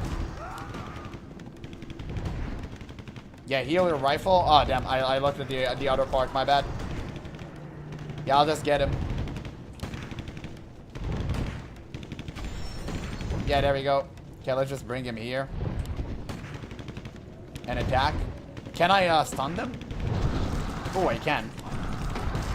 Oh, I can use AoEs. There we go. I'm getting them. Yeah, upgrade your tower. Yeah, I need the lumber mill. There we go. We got it. Easy as 1, 2, 3. Okay, I didn't expect this to happen.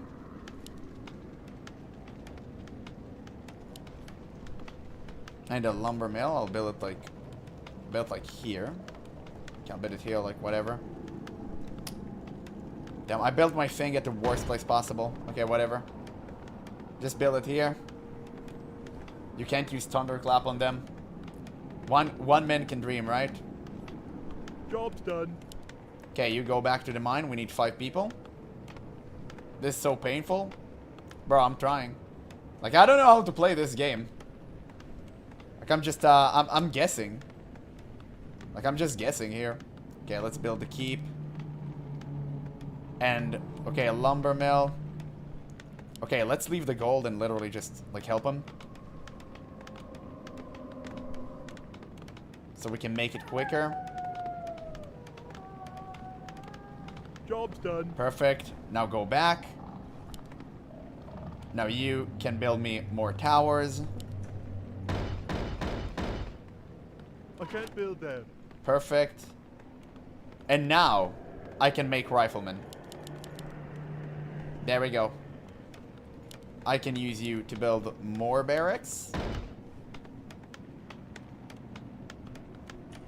There we go. You see, I'm making it.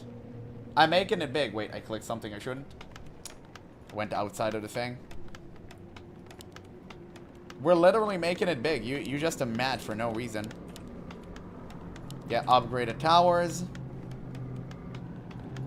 There we go. Look at the homies attacking. Thinking we care. Done.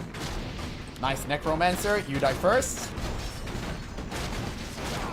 Perfect. Muradin gets stunned. You bozo. We're getting him.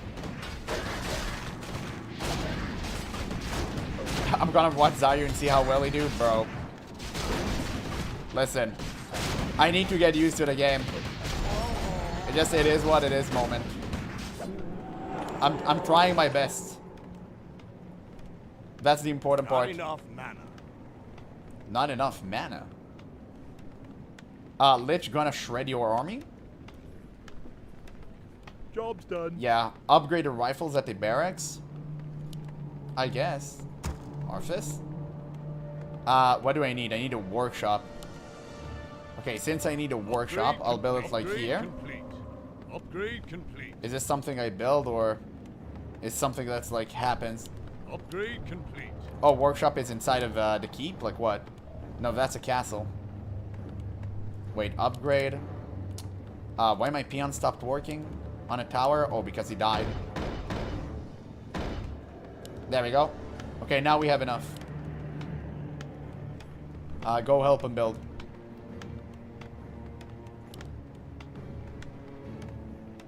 There it is. Oh, workshop. Perfect.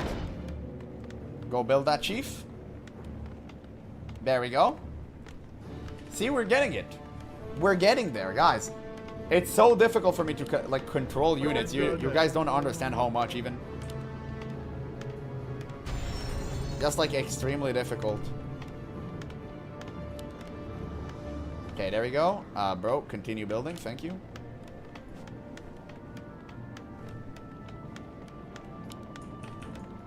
Stormbolt and Holy Light Lich as fast as you can next time. Oh, so this time focusing the Necromancer wasn't a good thing? Bruh. Like, these things always change. There we go. Okay, he's building them. And we're upgrading stuff. We're getting paper. That's good. Yeah, control groups in Warcraft 3 are generally difficult. It is, man. Like, it is. Okay, soon we have the workshop. I guess we'll upgrade because we can upgrade from this as well. Animal war training. Increase the maximum hit point. Knights of Griffin Rider. But wow, that's insane. I want a lot of knights. Knights are really cool. Oh, they can destroy weak because they're hero? I see. Job's done. I can see. So these are like the Dwarven Expedition. They're Muradin men. That's good. Wait, who's attacking us? Oh. Care to come back to the towers, Bozo? To upgrade the towers. There it is.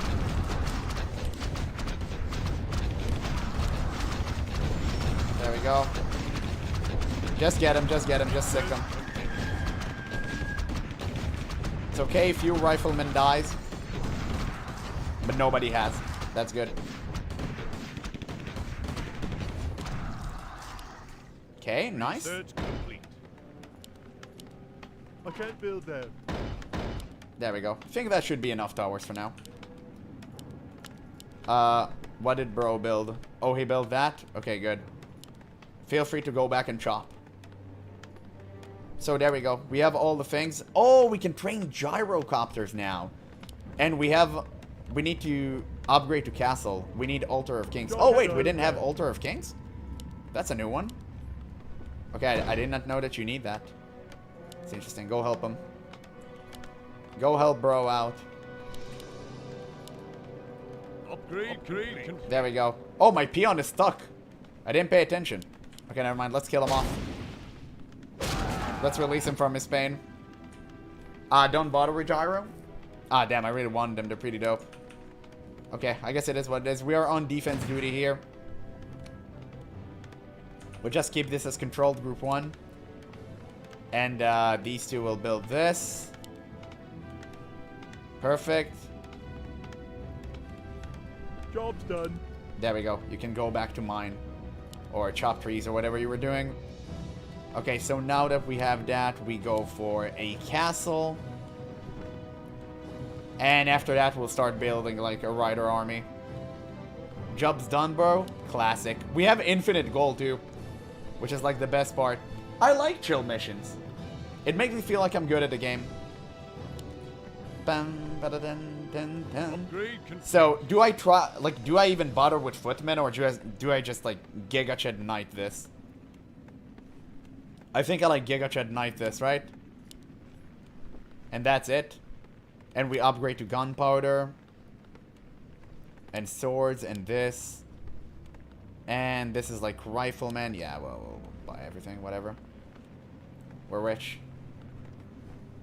You should not build tier 1 units at this point? Okay. I see. Beside rifle, yeah. So only base Gigached Knights and then I'm charging someone. I see. Fair enough. Fair enough. So let's wait a bit.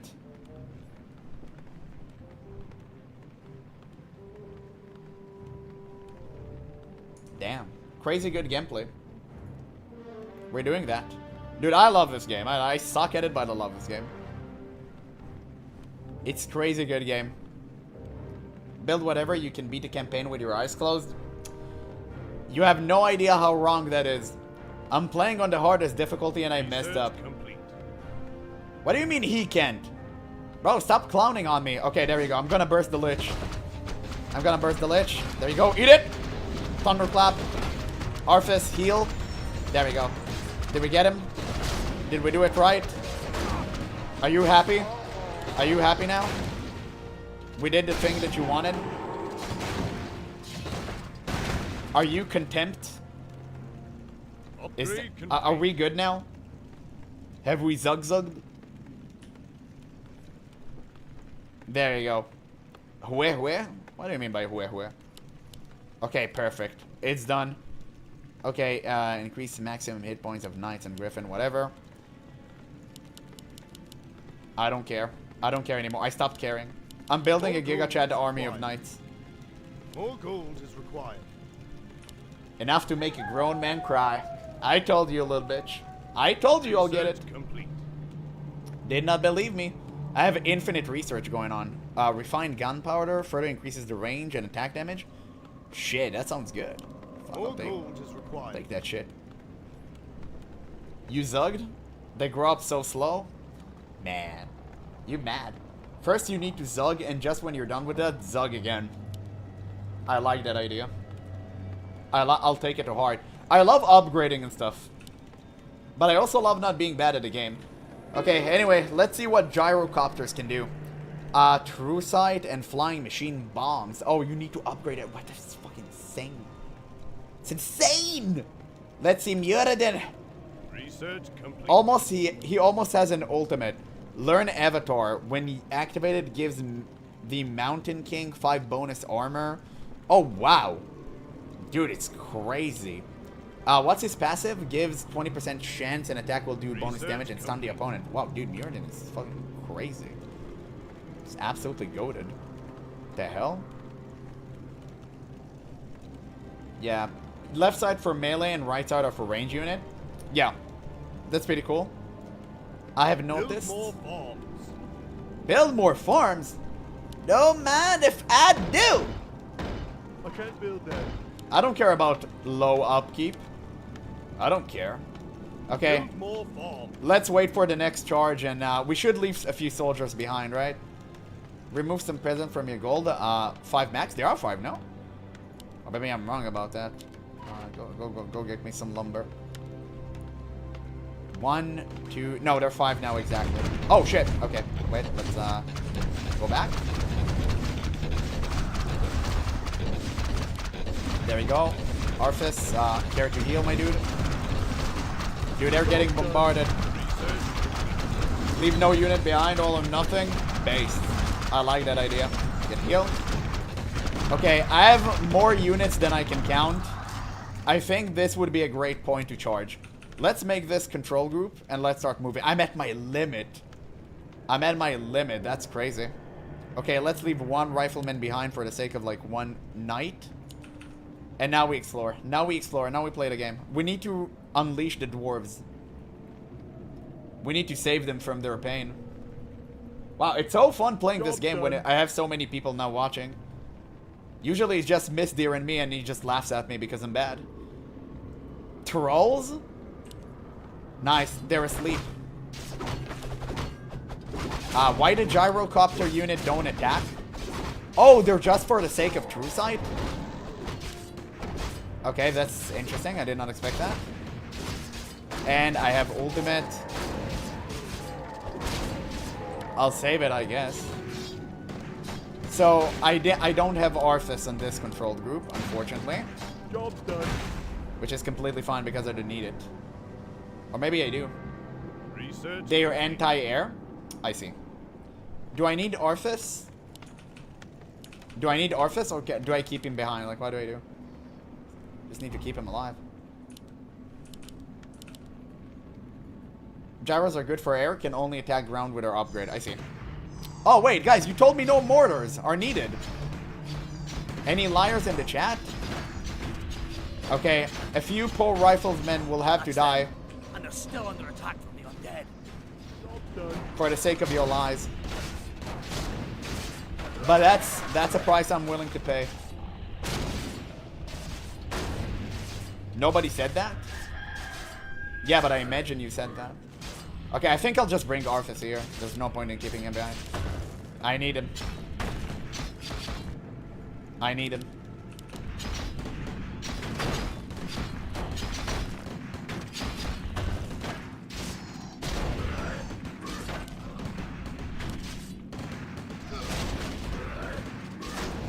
Ah, damn. I really needed mortars. I feel like... Wait, who said I don't need mortars?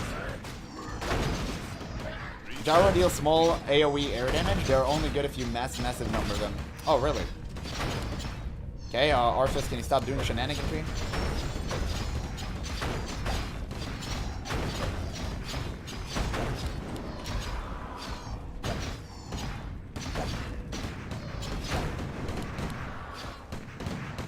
There we go. So I'm pretty sure this is just where they came from. Such a small map, dude. Nobody? Bruh, someone told me don't bother with mortars. Was a straight up lie. How dare you? Okay, let's make more knights. More knights, more knights. Oh wow, you have imbued gunpowder and stuff? Oh wow, the moment I did that, I got instantly attacked. Are you kidding me? Okay, I have infinite towers, it's fine. Let's make more footmen and stuff. Okay, it's good I went with the towers. It's okay, I can just deal with it, whatever. I think. I hope. Jesus. Wait, do I have to send someone back? I'll send Arthas. Let's send Arthas to defend. Let's go with Murid and his crew. Okay. Let's, before we liberate our homies, let's make sure Arthas is actually clapping some cheeks. There we go. Rescue Murid and men. There we go. Die Lich. Thank you. And we'll keep this as Arthas group. It will be like the defense group. We'll keep it around here. We'll keep it around here. Should be fine. Go... Wait, not farm. Towers. I can't build that. I can't build that. I can't there we build go. that. Perfect. Should be good enough. Oh my god, wait, we got all of these people now? Wait, it's not... Oh, I have insanely high upkeep now. Okay, at least I got some mortar units, so that's kind of good. Damn. Okay, I have way too many things. I have, like, siege engines and shit. God bless. It's a little bit too much. Research complete. It's a little bit too extensive. Job's done. But that's okay. We have, like, gold mines, too. We have 2 peons. You can work the gold mines. It's completely fine. And I guess we'll make more. Whatever. Check the new base for unit to kill. Yeah, don't stay at high upkeep. Okay. I don't... Okay, I'll keep the gyrocopter around. Job's done. I'll get, like, maybe a footman. Sounds like more gold is required. Yeah. There we go. Imagine destroying your own units for the sake of not getting high upkeep. 40% income. Dude. The hell is going on? You can use that gyro to scout if you want. Oh, you're right. I should. Oh, damn. Good idea. Okay, I'll put him here. So we are about to be attacked. Okay, that's good. That's good.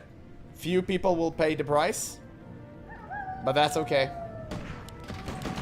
This is something I'm more than willing to pay. There we go. Necromancer. Get stunned. Instantly bamboozled. And get thunderclap. Dude, it's so much more fun playing as Muradin because I'm a warrior main and I know what's up. He actually feels good. I'll upgrade a passive. There we go. Oh, we're still at high upkeep. Wait. Let's get you then. Oh, it's the mortar team. Never mind. I kind of want them alive.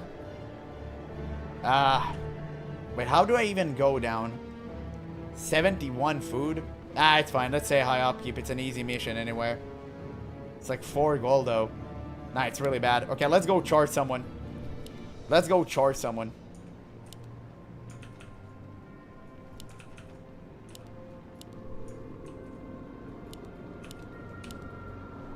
We will for sure die.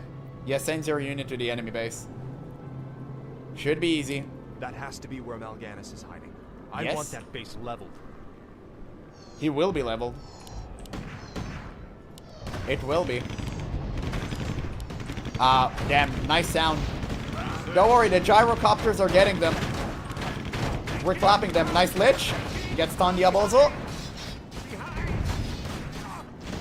Dude, don't leave Orphis behind. I completely forgot he existed. Okay, let's bait him out. Let's bait him out. That's good. People died. We're almost at low upkeep, just as planned. Immediately low upkeep. Perfect. Perfect. As we wanted. As we wanted to happen. So we need to create a mass army of units, which will arrive here. And then we go all this way.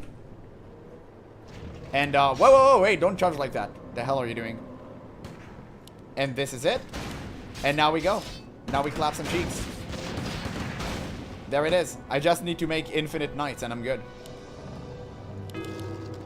High upkeep. Ah, it's fine.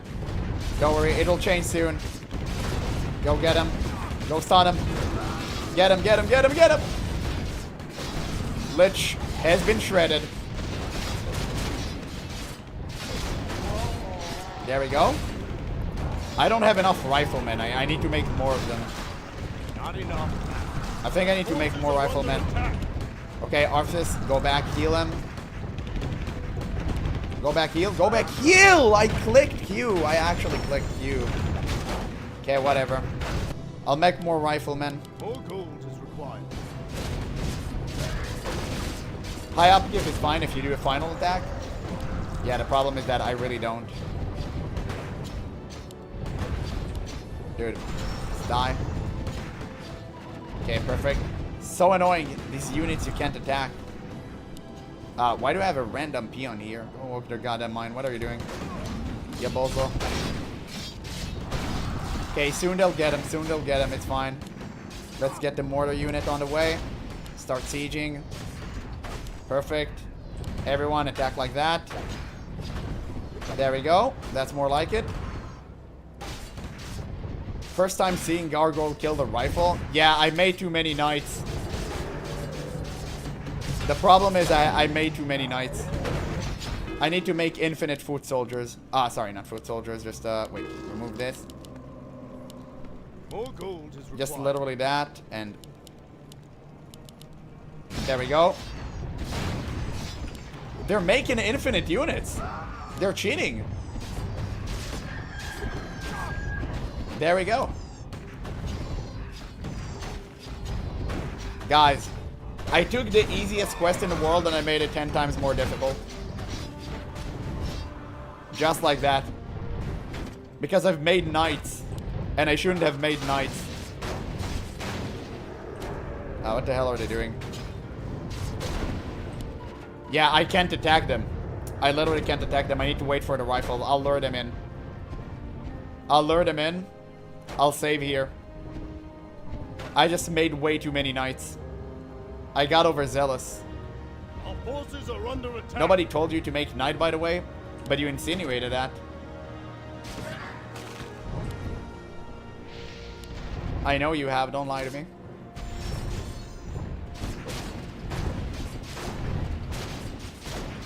There we go, he's dead. I have one rifleman trying to kill units. And all of them people are just watching. At least Arthas can somewhat attack. And Muradin as well, I guess. We're making it. Okay, good. All of you, why aren't you here? Why aren't they coming to me? I literally put the flag on Arthas. Yeah, Gargoyle deal no damage. Yeah, I'm getting them now. I'm getting them now. It's fine. There we go. We cooked them alive. There we go. Told you. Easy game. Easy game. That is it. Now we charge back in. Look, we have an army of Giga Chad Knights. Should be easy. We just get them. Mortar, please bombard them. Easy. Nice Necromancer. Care to instantly die? I healed by mistake. That's fine. That's fine. Why are you charging in, sir? Stay on the back. Please attack this. Thank you. Are you unit focused? Oh, I see. I can see that. Why the mortar is going... Dude. The AI in this game sometimes, I swear. On the life of me, sometimes really do be weird. Go here. Attack like that. Stop attacking like a bunch of weirdos. They're going to all the random places. Yeah, blame the AI? Of course. Of course I am. What do you mean? Let's make infinite these. More like these. I need mortar units. How do you make mortar units? I completely forgot. Never mind. Let's upgrade stuff. Upgrading will definitely save me. Oh, there you go. How do you do? Get hammer to the face. Perfect. Guys, we're getting them. We're getting them. Why are you trying to reconstruct your buildings? I don't like that. Use that siege engine to attack the base. I'm attacking everything. I'm removing every single unit they have from existence. Okay, I was about to heal him. Never mind. There we go. I'm just pumping more units. Okay, I need to destroy their towers. Arceus heal. There it is. And Hand of God moment. Resurrected everybody. Clap their cheeks. Instantaneously high upkeep. That's how we go about it, guys. I was playing games all along. Undead Scourge. I should have created a mortar. You guys just fooled me. I don't know who said that, but I should have created a mortar. Okay, there we go. We completed the side objective, right? Yeah. It was just like free them. Freest quest of my entire life. I need to destroy everything. I need to destroy their lives.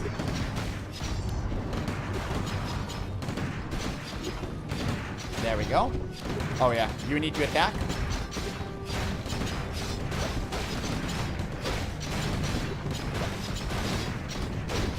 Yeah, Gold Strat, Paladin Rifle, Arceus Rifle. I know. Palar Rifle nerf, but not forgot. Wow, it was a real thing? Or you just like were like memeing? There we go. I guess the easiest way to play is if I control group every single unit on its own. I think I'm going to start playing like that. Instead of like trying to make diverse groups. It was super OP like a year ago? Really? Okay, that's the last thing. Pala Blood Mage Rifle. That sounds kind of a cool strategy. It's a horrible way to play. I don't know, man. Like, it's not working. There we go. Main quest completed. So now what? Oh, cinematic. You should have multiple control groups. All right, Murray. And to make them diverse. What were you doing up here anyway?